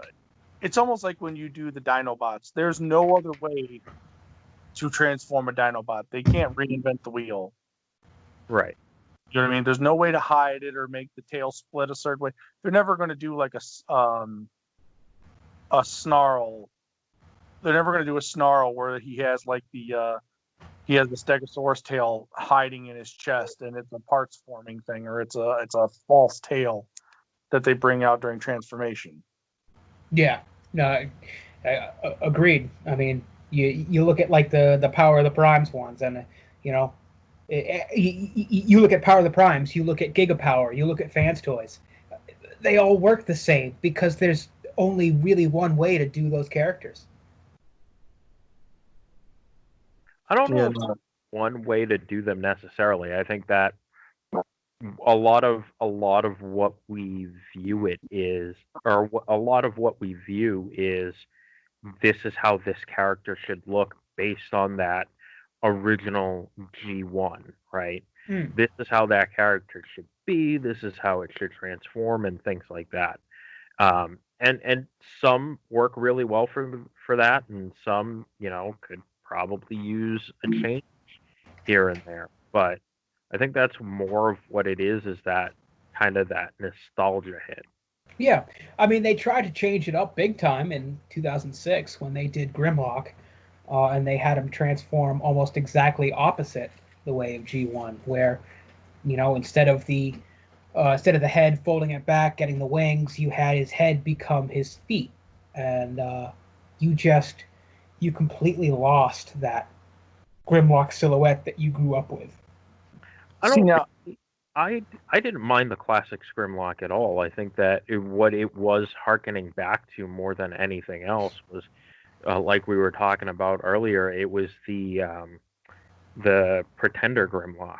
So they modeled that after the Pretender Grimlock, as opposed to the original G1 Grimlock, and I don't think that was a bad Grimlock at all. Okay, keep in mind that I didn't say necessarily it was bad, just it was different, way different, and I don't know how fond. I mean, you just gave us your opinion there. I just don't know as a on the whole, on the fandom whole, how fondly remembered that is. Fair. That's kind of what I was trying to get across. Now, I also never got to touch it. Like, I never got my hands on one. But like the Starscream from the movies, it's one of the figures I just never got around to buying. Like, how does that transform? Like, is it kind of the same where the back of the plane becomes the legs? You know what I mean? Like, That's a whole different beast. That was Yeah, it really is. I mean, and it evolved so much between the three movies that he was in. You know, like if you compare '07 movie Starscream to Dark of the Moon Starscream, you wouldn't be able to. You'd hardly be able to tell '07 was a Starscream figure. okay. Starscream from the movies, at least the one that I had for a little while, and technically it wasn't mine, it was my son's.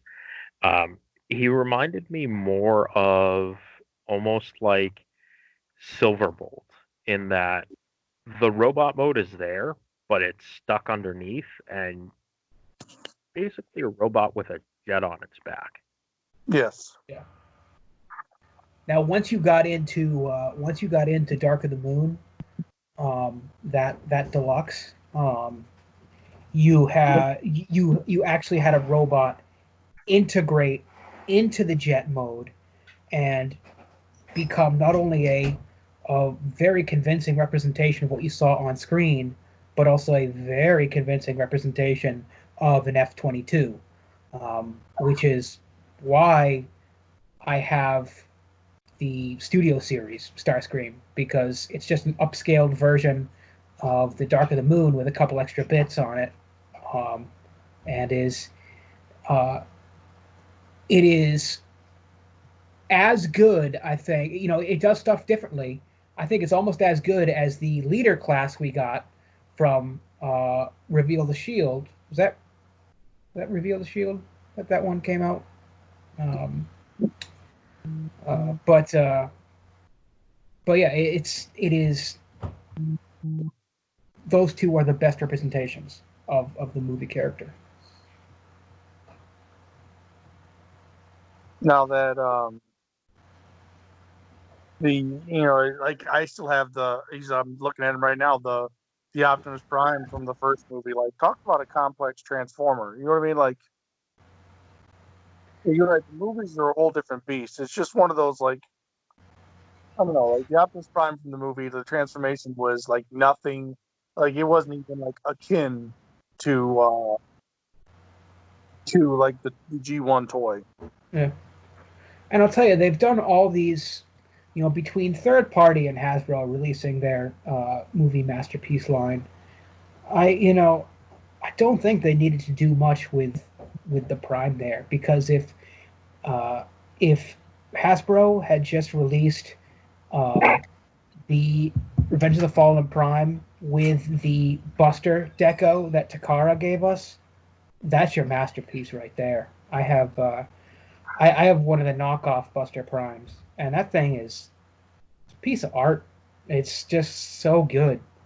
It's pain in the nuts to transform, but it just looks like he leapt off screen. I'm trying to think of like what I don't know if I have a favorite movie toy. I don't think I do. I don't think I have one.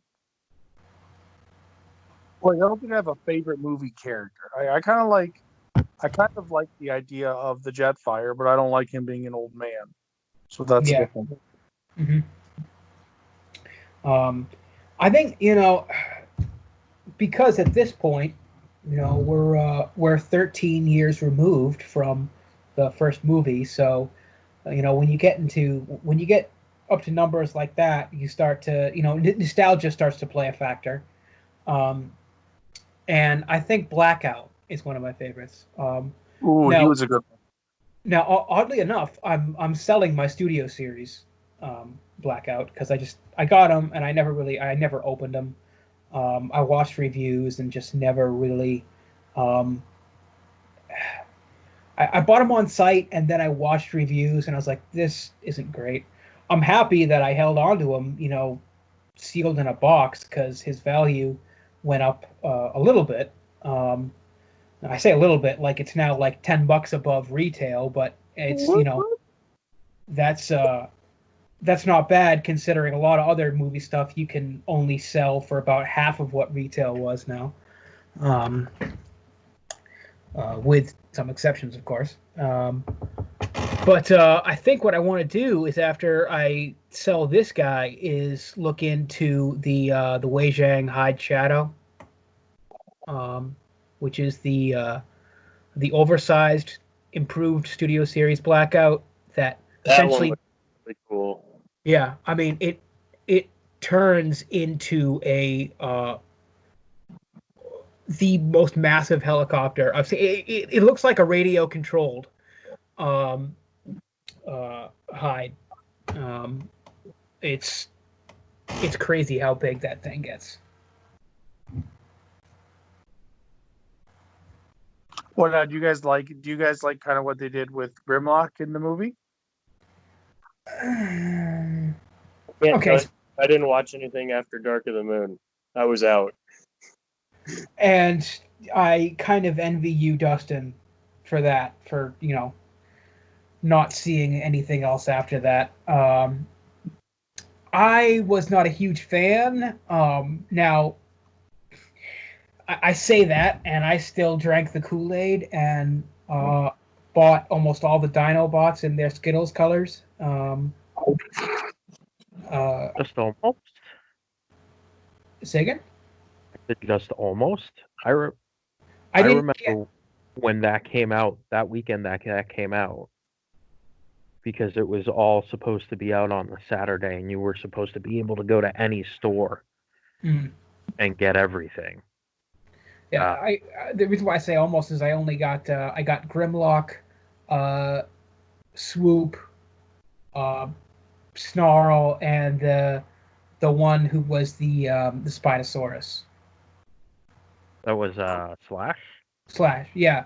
No, He's actually Velociraptor. Yeah, no, yeah, Slash. Someone else with an S name because they kept it that only Grimlock that had. figure actually stands up pretty well today. Like, it did some really cool things, and like in robot mode, it harkened a lot to the Pacific Rim Jaegers. Like, so that figure I still actually like. But other than that, the other ones are not. They've not held up well. And so I guess to answer your question specifically, Wade, is no, I wasn't a massive fan of what they did with the Dinobots. No, not I didn't say Dinobots because I didn't like all of them, but like, where Grimlock like. But you said Grimlock. Yes, I did not care for what they did with Grimlock. Because I keep looking at like I keep looking at there's like the third party oversized one that just looks huge, that they did like extras to, and it's like, man, that's a pretty like just as far as like cool robots go, that's a pretty cool robot. Yeah, I mean, if it's something that your aesthetic jives with, if as Bobby Skullface says a lot, if you like it, you win. Right.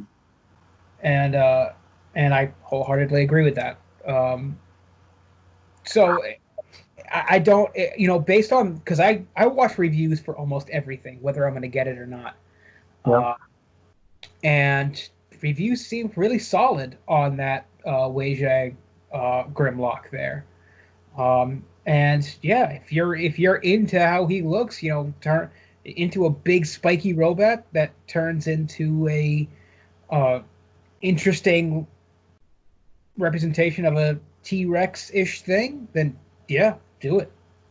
Now on the opposite side of the scale, I don't know if you guys ever had them or played with them. The Legends scale DX09 Dinobots are pretty awesome. I have not, but Pete has posted. He had them and then sold them. The Mech Fans toys the ones that are they're legend size, but they're larger, so they scale with about your current deluxe size. Okay. Those have always been, they kind of interested me a little bit. And like you can get a set of them if you find the right deal. You can get them for like $100 for the set. Well, there's online, I think maybe like the Chosen Prime or something like that. There is a DX. So the Mech Fan toys are like oversized KO of the DX09. Okay. I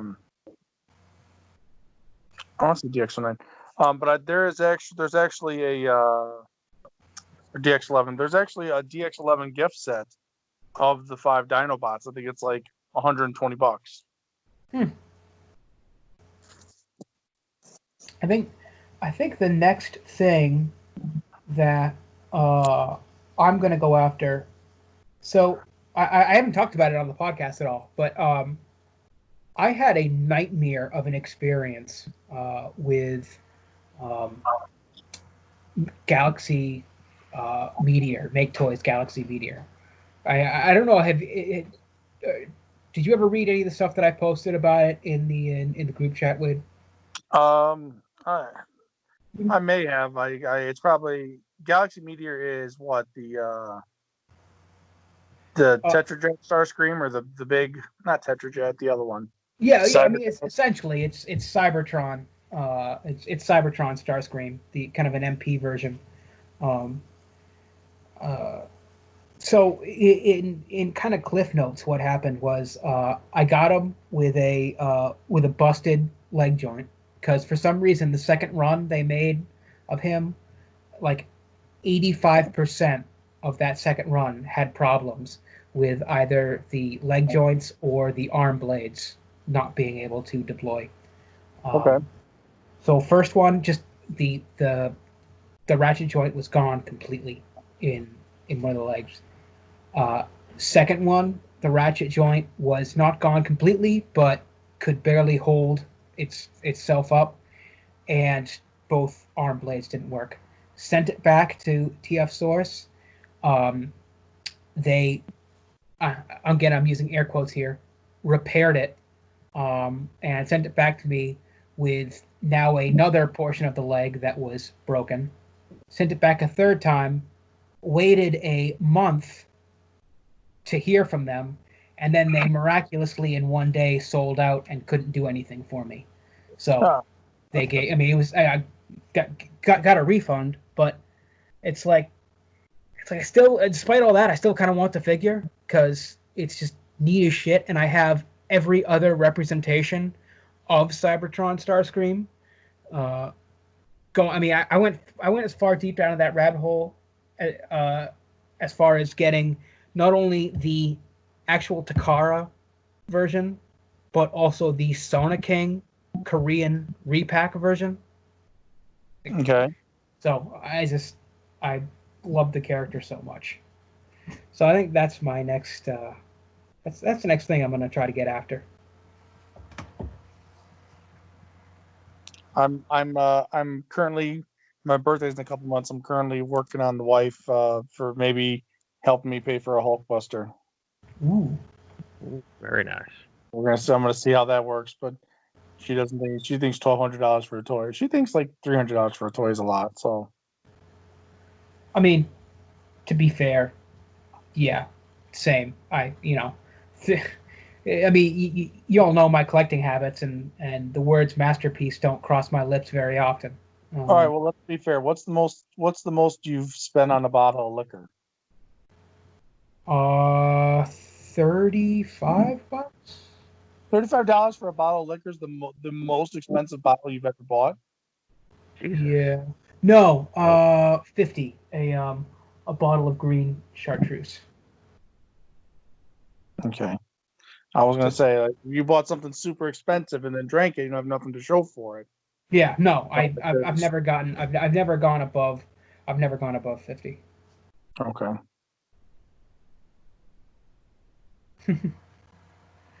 Sorry if that defeats your argument there. No, it doesn't defeat my. I'm just saying, like, like you might say $50 for. I mean, it's the same thing. You might say $50 for a toy is a lot. You know what I mean? But it's just kind of one of those things. People make memes about it. Where I was walking through Lowe's yesterday, and there was this like pellet fed electric smoker, blah blah blah, and I was like, that's really nice. And I looked, and I was like, oof, that's $380. Well, like a new Iron Man comes out, and I'm like, $380 is pretty cheap for an Iron Man. Yeah, it's I get it. It is all subjective. It depends. It depends on the person.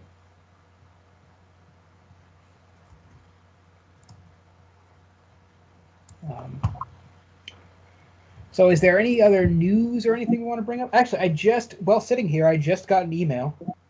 And Dustin, did you get this email too? It's an update for Spawn. Yeah, it's nothing too special. It's just showing the design of the autograph plaques if you got an autograph figure. Oh, okay, yeah, I'm just looking at it now. All right, so that does not pertain to me. It does for you though. Yeah. I don't know. I'm excited for this project just to see what how it comes out. Oh yeah, I'm super excited. So many people have been like I've seen a lot of people complaining about like the past quality of McFarlane toys, which I get. Some of their stuff hasn't been the best quality. Man, but those people complaining are the same people complaining that Hasbro's making a Unicron. They're like, but Hasbro products suck. Yeah, well, not this one. When's the last time McFarlane made toys? I mean, he makes them right now, but No, like the DC 7-inch line. If the people are bitching about the old McFarlane toys, like when you say old McFarlane toys, what do you mean? I mean, well, when I'm talking about old McFarlane toys, I'm talking about when he first started getting into the articulated figure game. Like he had moved away from just these 3-point statuette type figures, and moving into actually articulated stuff. And I think that's what people remember more than anything else. I think some people forget that like the DC line right now is McFarlane, and a lot of that stuff looks really good. That's what I'm referring to, at least. Okay, people. It's a little maddening, like you said, that they've seen people that complain about Hasbro, but it's one of those like a lot of these things. You put all these beautiful little bits and the paint. Like it's not meant to be like beat up, and some of these people put some of these things through the ringer and they're like, well, it's just garbage. Like, I don't know. There's such a fine line. Like we go to the toy aisle meant for children to find a lot of the things we'd like to have. And then you get mad when it's simple, but then when you get something super not simple, then you're mad that it's not sturdy. Like I guess like a Corvette's not going to survive a crash. Just like not happen. Whatever it is they get, they're always going to find something to complain about. It's usually the people that aren't getting the stuff are the ones complaining, just throwing that negative energy out in the air. Yeah. I still maintain I'm glad that your voice was echoing in my dreams, Wade. Well, it's whispering sweet nothings. The collecting game is weird, especially like since I moved on to like expensive figures. Like I'll have something and then I'll kick it around and I'll be messing with it, and then like I said, it's just one of those things. I'm like, all right, well, it's cool, but it doesn't like bring me joy. And then like I'll pack it up and like it's not left my house for a day. I'm like, fuck, I missed that figure. Damn it! Like shit. I shouldn't have done that to myself. Yeah. Now I gotta hunt one down for twice as much. I get it. I was looking at because I have something on eBay right now that I'm selling. I was just going through my feedback and looking, reminding myself what I sold, and oh man, if I knew then what I know now, there's some stuff that I sold for prices that I would have never sold it for. just dumb, you know. Like I for example, I sold a complete G1 Ultra Magnus in the original foam insert, rubber tire, silver face, you know, kind of the out of the all the variations of Magnus, pretty much the most desirable, for $30 plus shipping. Like, it's not so much that I'm mad that I don't have it anymore. It's like, wow, today I could get so much more for that. Right. I got maybe with the first time the Motor City Comic Con was around, I got a complete G1 Jetfire, like with the gun clip in the box with the directions and the little red thing. I got it for like, I want to say like $85. And I thought that was a big purchase. It's funny. I was looking at it right now. It's just funny. Like, you know what I mean? Like, if I ever had to sell something, like, would I sell that? Yeah, no, I hear you, and I don't know, you know, I love Ultra Magnus, so would I, if I still had it here today and I came across it in a bin, would I immediately go, I don't need this anymore, or would I go, oh, I forgot I had this. You're going on the shelf, and I don't know that I can answer that. I can tell you right now that I don't feel strongly enough to go out and spend the $70 that he's going for now. Okay.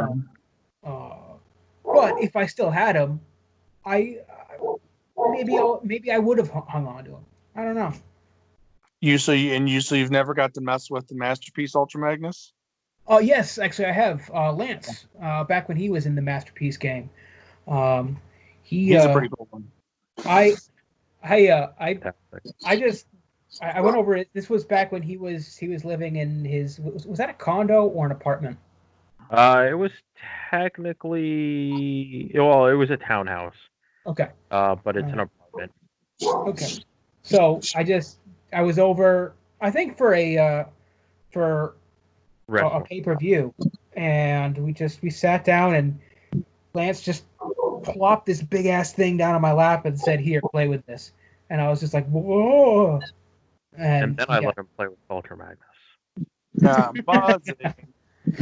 Yep. And then after that, an hour later, then I got on Ultra Magnus. Yep. But yeah, no, very impressive figure. The MP Ultra Magnus is quite possibly, for the time I had it, I think Soundwave in general was the best MP in my opinion. Out of all the ones that I had, a close second because of the way that I felt about him was Ultra Magnus. Especially once you got the repro labels on him, he was goddamn perfect. I absolutely loved that figure, and that actually, it's funny because when I decided to get out of the MP game, out of all the guys that I sold, I think the only one that I got emotional over, and like I honestly, I was like, I went to my wife, I was like, don't talk to me for a couple of days, like I need time. It was Ultra Magnus. Yeah, I think I bought and sold Masterpiece Ultra Magnus twice, and then like I have to talk myself down because like I'll see somebody have it for sale or I'll see somebody posing it who's really good at photography. I'm like, damn it, that is a cool toy, and I'm like, maybe I should, and I'm like, no, like I have to tell myself like, no, stupid, you've already burned that bridge a couple of times. Stop it.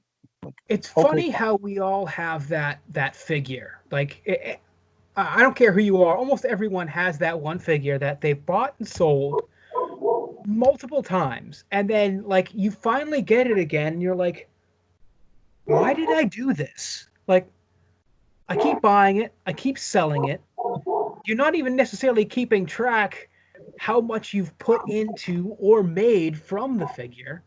Right. For me personally, that was a basic Rat Trap from when he came out in '96. Okay. I just by the time I bought that figure the fourth time, and I was messing around with him, I finally I was like, why am I doing this? Um, okay, I guess I guess I really don't need him, and that's when I finally cut ties and sold it off. All right. Well, let me ask you this because it's kind of in the same vein. What is your all-time favorite? Like, as far as not nostalgia, not like emotional connection, what do you think is probably the best Transformer toy that's been released in the modern era? So I'm not talking G1 or G2 because that's nostalgia's sake. Because we love those for our childhood, but let's be honest, like their legs don't bend, like stuff like that. Like, so what are your guys' is like? If you look at the Transformer, something you just picked up off the shelf at like Walmart or Kmart or whatever, and then you're like, I can't believe this is such a well-engineered toy for a kid's toy. So I can answer that right off the bat because I went into it having not had any prior connection to the version of the character, and then after I played with it, I understood all the praise it got, and that is Cybertron Leader Class Optimus Prime.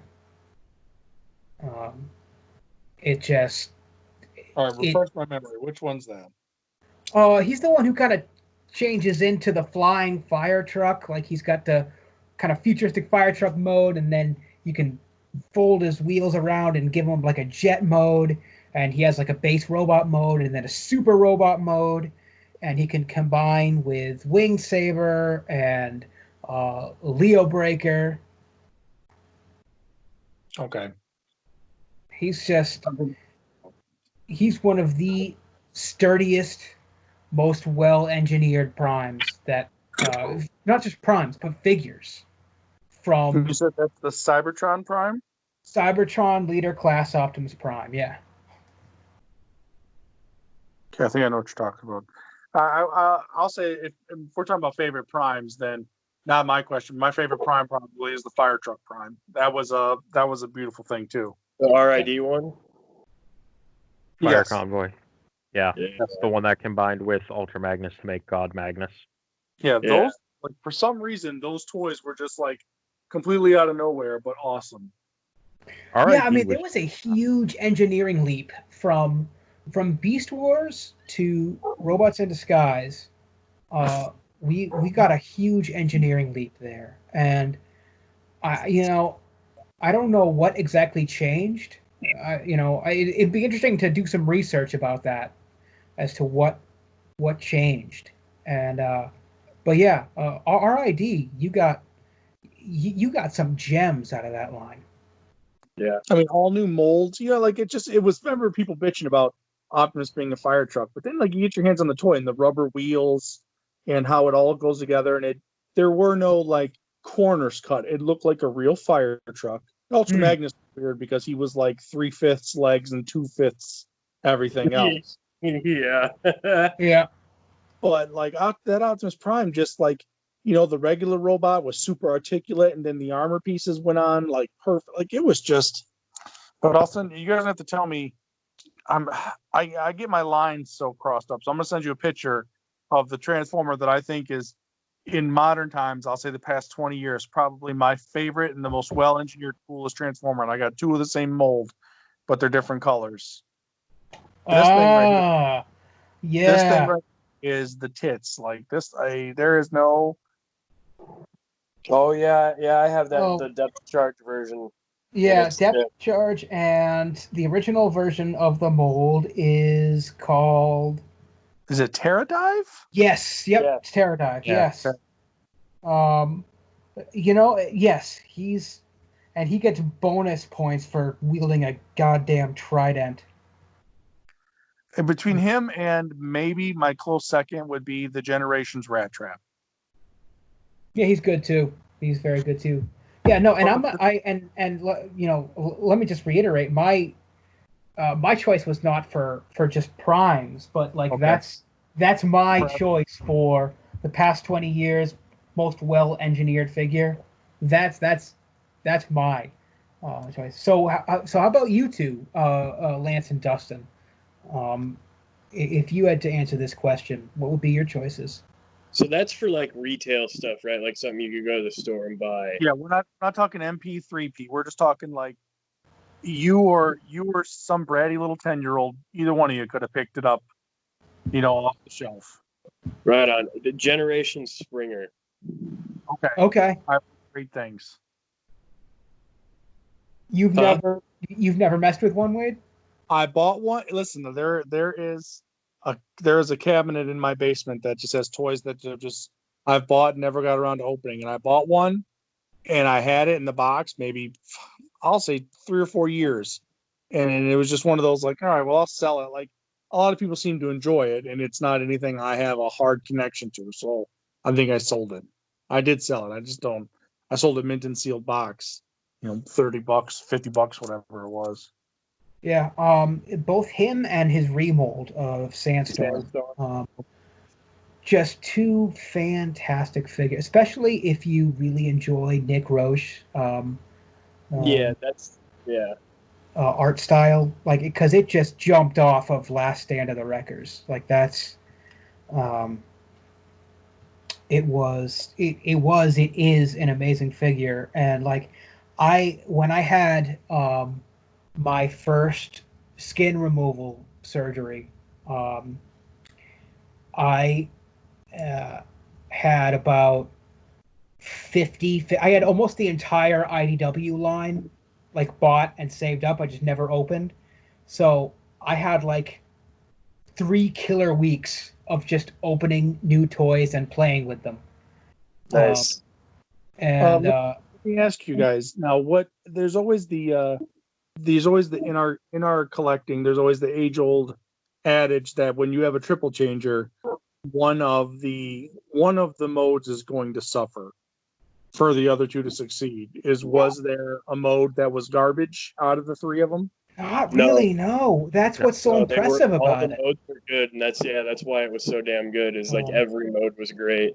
I think you could make the argument in the Sandstorm remold that the VTOL flying jet thing that they did with it is maybe weaker than Springer's helicopter.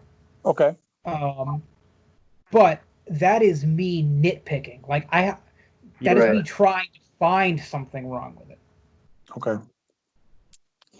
I can understand that. All right, now what about you, Lance? That's a good question. I'm trying to think because there is lots of stuff that you guys have already talked about that would probably be in that category for me. You know what?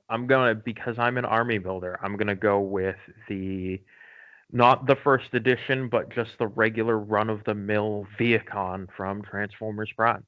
Okay. Those were good too. I seriously thought that's what you were gonna go with, Les. It's kind of something that I have to go with because I've got 7 regular Viacons, and those are just the run-of-the-mill ones that you can get, and I got them for about $10 each. And then when they did the Pounce and Wingspan, and that's actually what started it for me, is when they did the Pounce and Wingspan BotCon, what was it, 2015, the pirate ones? Yeah. They came out with Pounce and Wingspan. Noah already had a Viacon that he had kept that I had bought for him. But once I got the Pounce and Wingspan, I'm like, these guys are amazing. So I ended up with 3 more Pounce and Wingspan sets for a total of 4.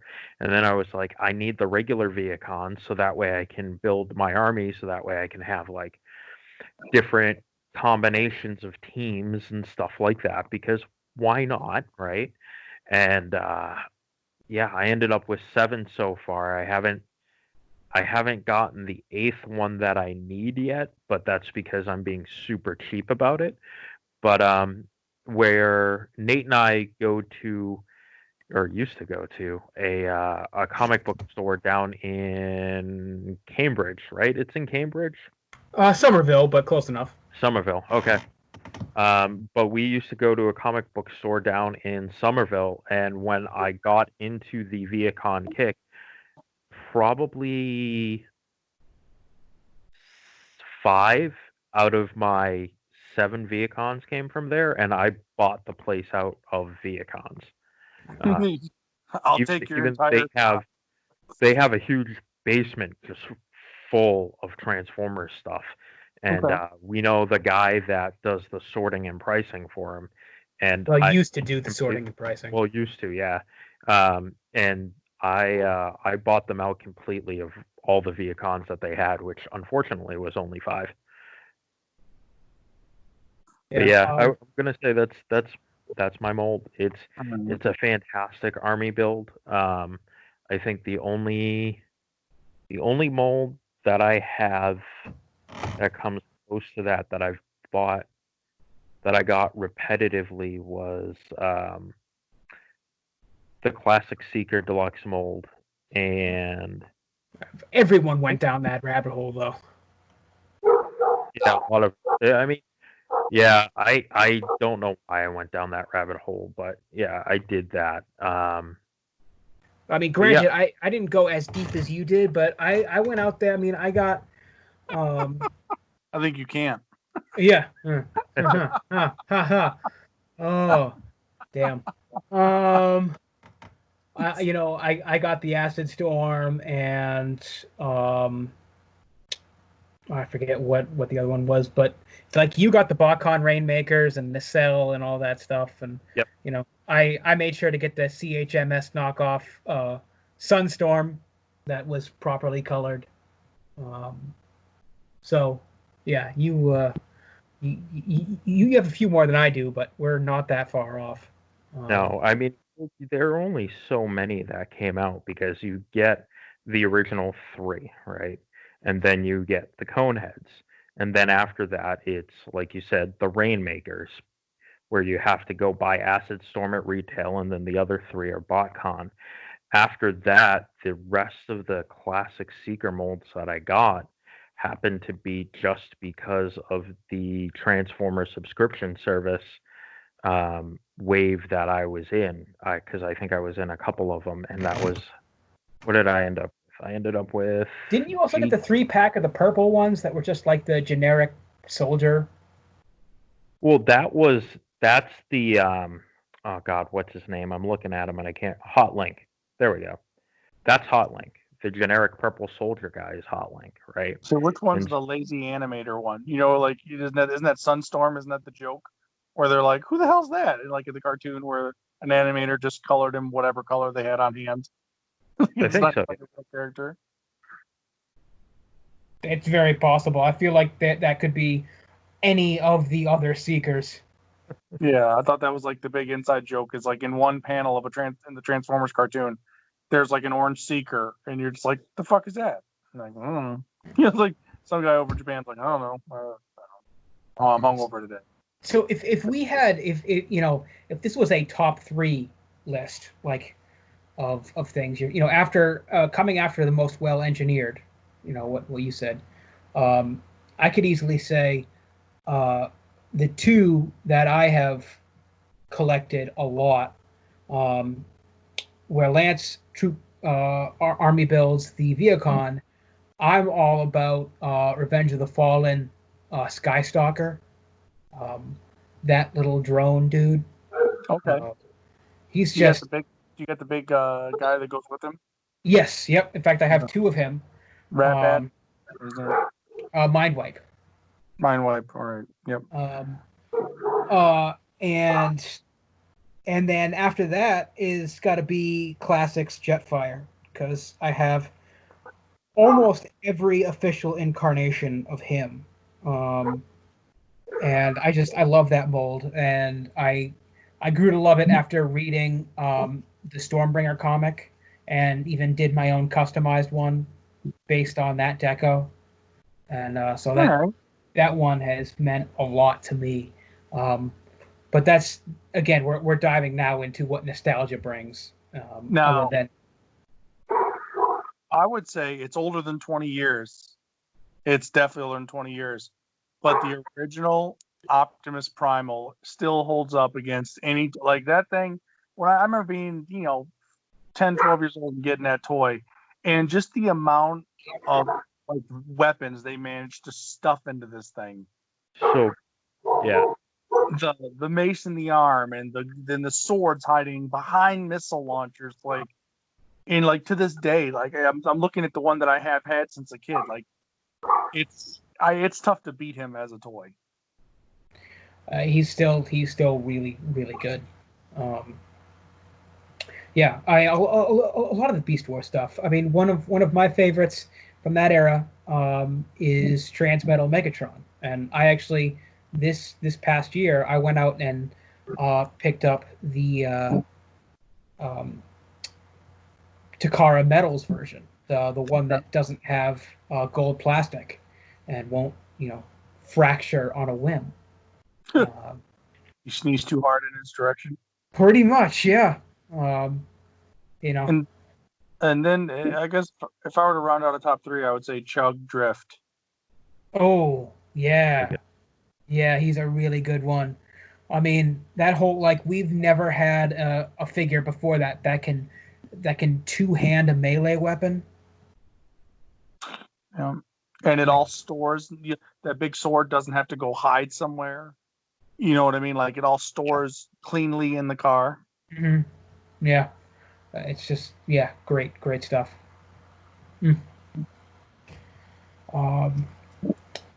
All right, so I think what we're going to do here is, in order to close it out, I usually start off with this, but, for some reason decided not to.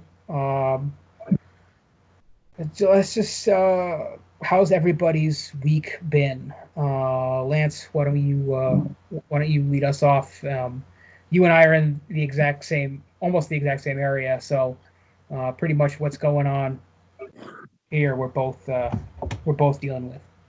Yeah, so our state started opening back up a week ago Monday, so restaurants and stuff are taking reservations for outside seating with appropriate social distancing measures and stuff like that.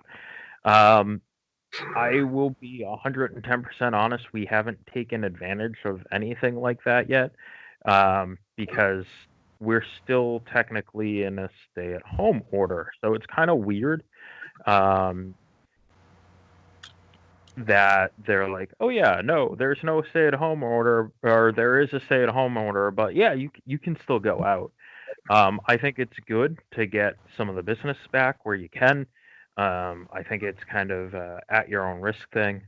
I will say that I think this week, just because it's been so long, it really started to, the house was okay, but I think it really started to hit around the house. My wife was just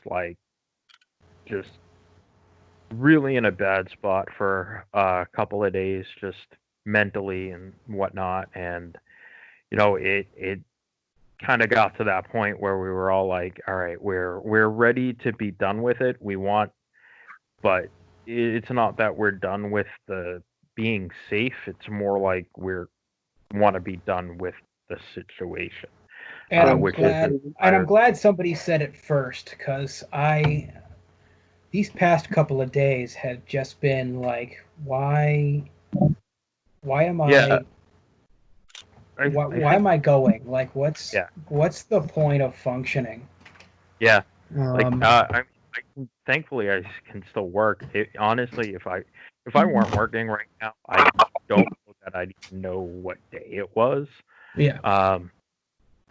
And so, but stuff starts to carry over, and I think, just for our household, we're getting to that point where it's like, all right, what are we gonna do? Like, let's try and find something to do, and then nobody just wants to do anything. Exactly.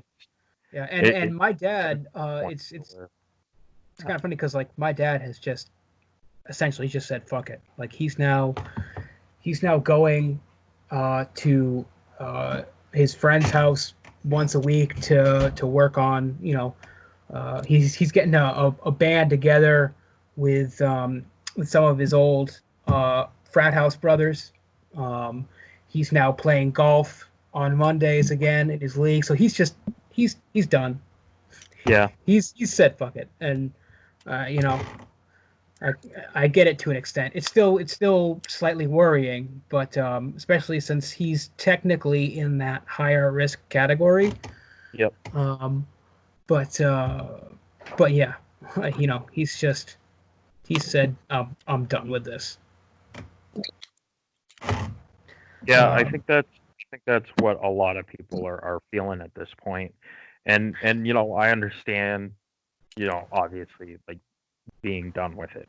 Like, I want to be done with it, but it's not I want to be done being safe. I just don't want to have to go out and wear a mask and wear gloves and I think because our favorite joint here in Salem has reopened with that, with the outside seating and whatnot. I think this week we're going to go grab a drink there, probably on Friday when it's like super warm out. But it's gonna be nice just to do, and they are doing the proper social distancing, and plus it's alcohol, so it's gonna kill everything on the inside. So this is true, right? Yeah. I mean, I'm already dead on the inside anyway. It can't get more dead. So yeah. Let's see. Who wants to go next? Wade, Dustin? I guess everything. It's funny because Michigan, you have the Upper Peninsula and the Lower Peninsula, and the governor of Michigan came out and said that she's going to start opening up the Upper Peninsula because it's so sparsely populated that it's almost like, well, you guys can't possibly get in trouble up there. But now all the idiots are going to head up that way, and then Ohio started to open up, and I'm not too far from the border, and a lot of people are heading down that way. But like me, my job, I mean, I'm in and out of strangers' houses all day, and we kind of have a running joke at my work about going in people's houses to install or fix service, because we're supposed to be social distancing and everybody's supposed to be doing their own thing, and we tell our boss and the higher ups, listen, we're installing and upgrading people's internet left and right nowadays, and it's and the boss is like, well, you're supposed to ask them these screener questions about well, have you been sick? Do you know anybody that's been sick? And listen, if you were stuck at home with 3 or 4 kids and they were all up your butt and you didn't have internet, you're going to say whatever it takes to get me in your house. Yeah. And there have been a couple of coworkers that people have just straight lied to their face and said yeah, no, or, lied on the phone and said, nope, everyone here's fine. No one's sick. And then you show up and they look like they're on death's door. Yeesh. Getting, go in these houses and you get old people that are, they're I get fixing somebody's service if they're working from home or something like that. But these old people that just want to switch from Comcast to AT&T or whatever, and you're like, is this really this is something you needed done today? You're literally putting your life on the line for something really dumb like this. And it's like a weekly struggle to just wrap my mind around how dumb some people really are being. Yeah. Well, I can only imagine. It's the American way. I want it now. Instant gratification. I mean, hell, we collect toys. That's part of it. But past that, I mean, I'm, my wife's at home with the kids. She's able to work from home, and so they're getting their thing. And then, we don't have a system worked out, but I work all day, and then by the time I get home, shit, shower, and shave, she's got her work done. She's helped him get his schoolwork done.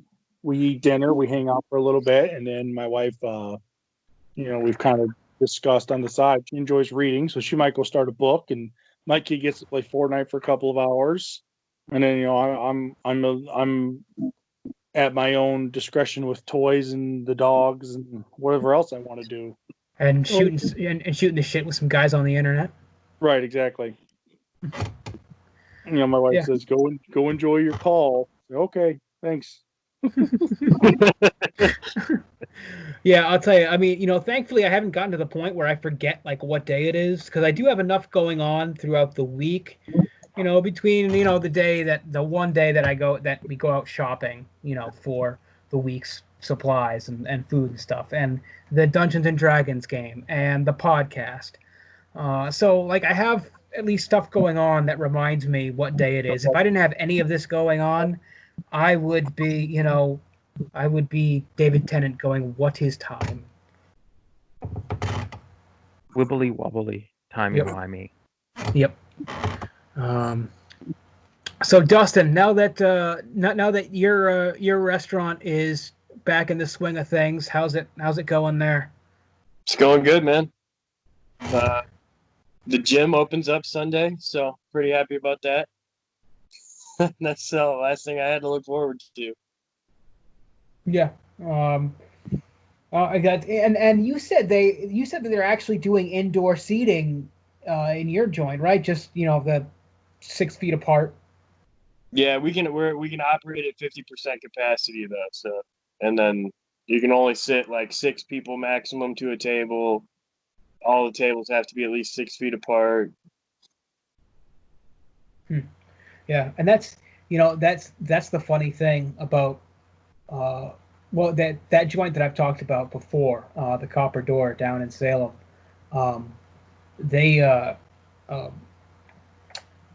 opening up their function rooms. So while they can't do like indoor regular dining and like 6 people, 6 people per table, like they're opening their functions room for functions upwards of 30 people, and it's like how is that working?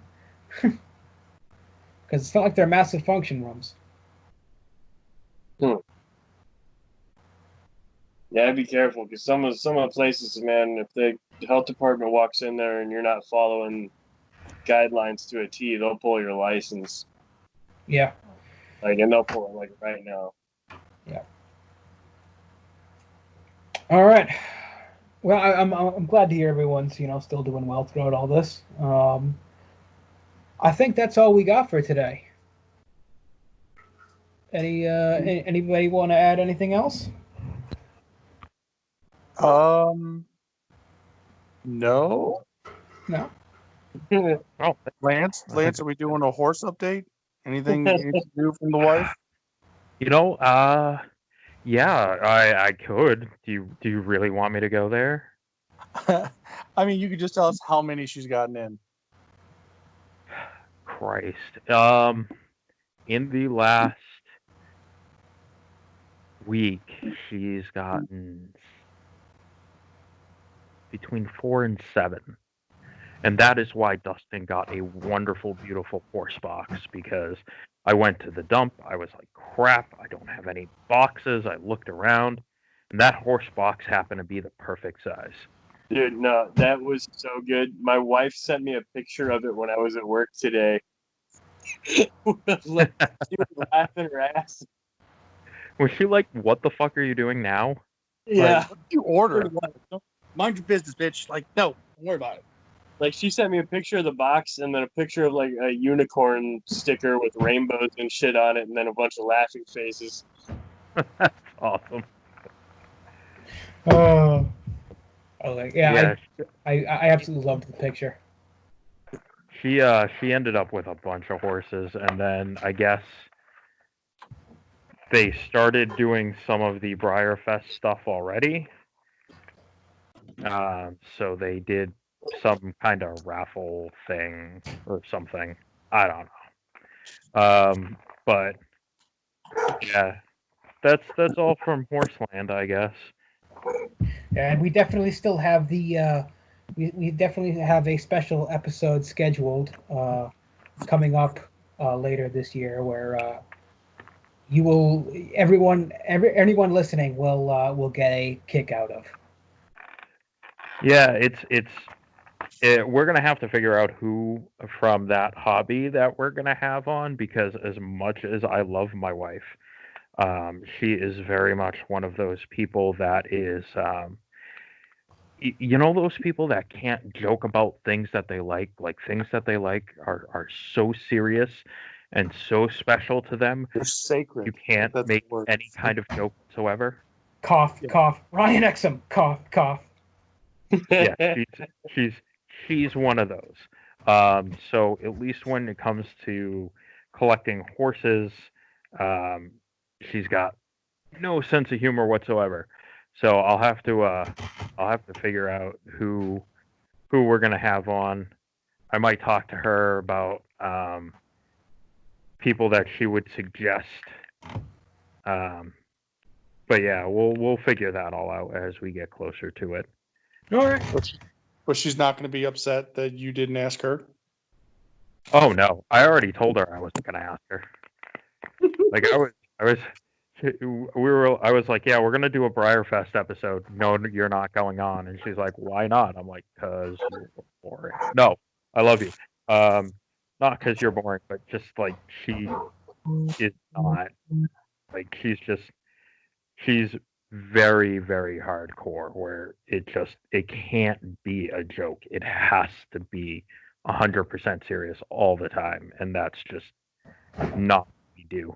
I don't know. It kind of sounds to me like someone super serious might be the, dare I say, use the term cannon fodder, but would be perfect. I don't want to do that to her. And I don't think she'd come on anyway, even if I was like, hey, do you want to come on? She'd be like, no. Yeah. I don't want to talk about robots. What if we talk about horses? No, I don't want to talk about robot horses.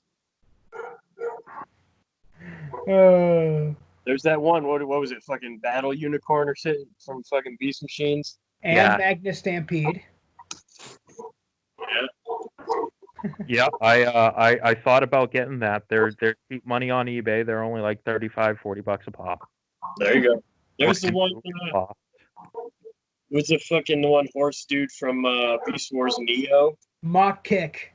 There it is. Yeah. Oh, and that thing's a piece of shit, let me tell you. Oh, dude, yeah, I never bought it. I was like, I'm not. I watched reviews. It's like, fuck that toy. I held it once and it's so panely, it just falls apart. You know, I never got Long Rack. I always wanted Long Rack. He was fucking cool as shit. Long Rack's actually, yeah, he is cool as shit, and he's actually worth it. But yeah,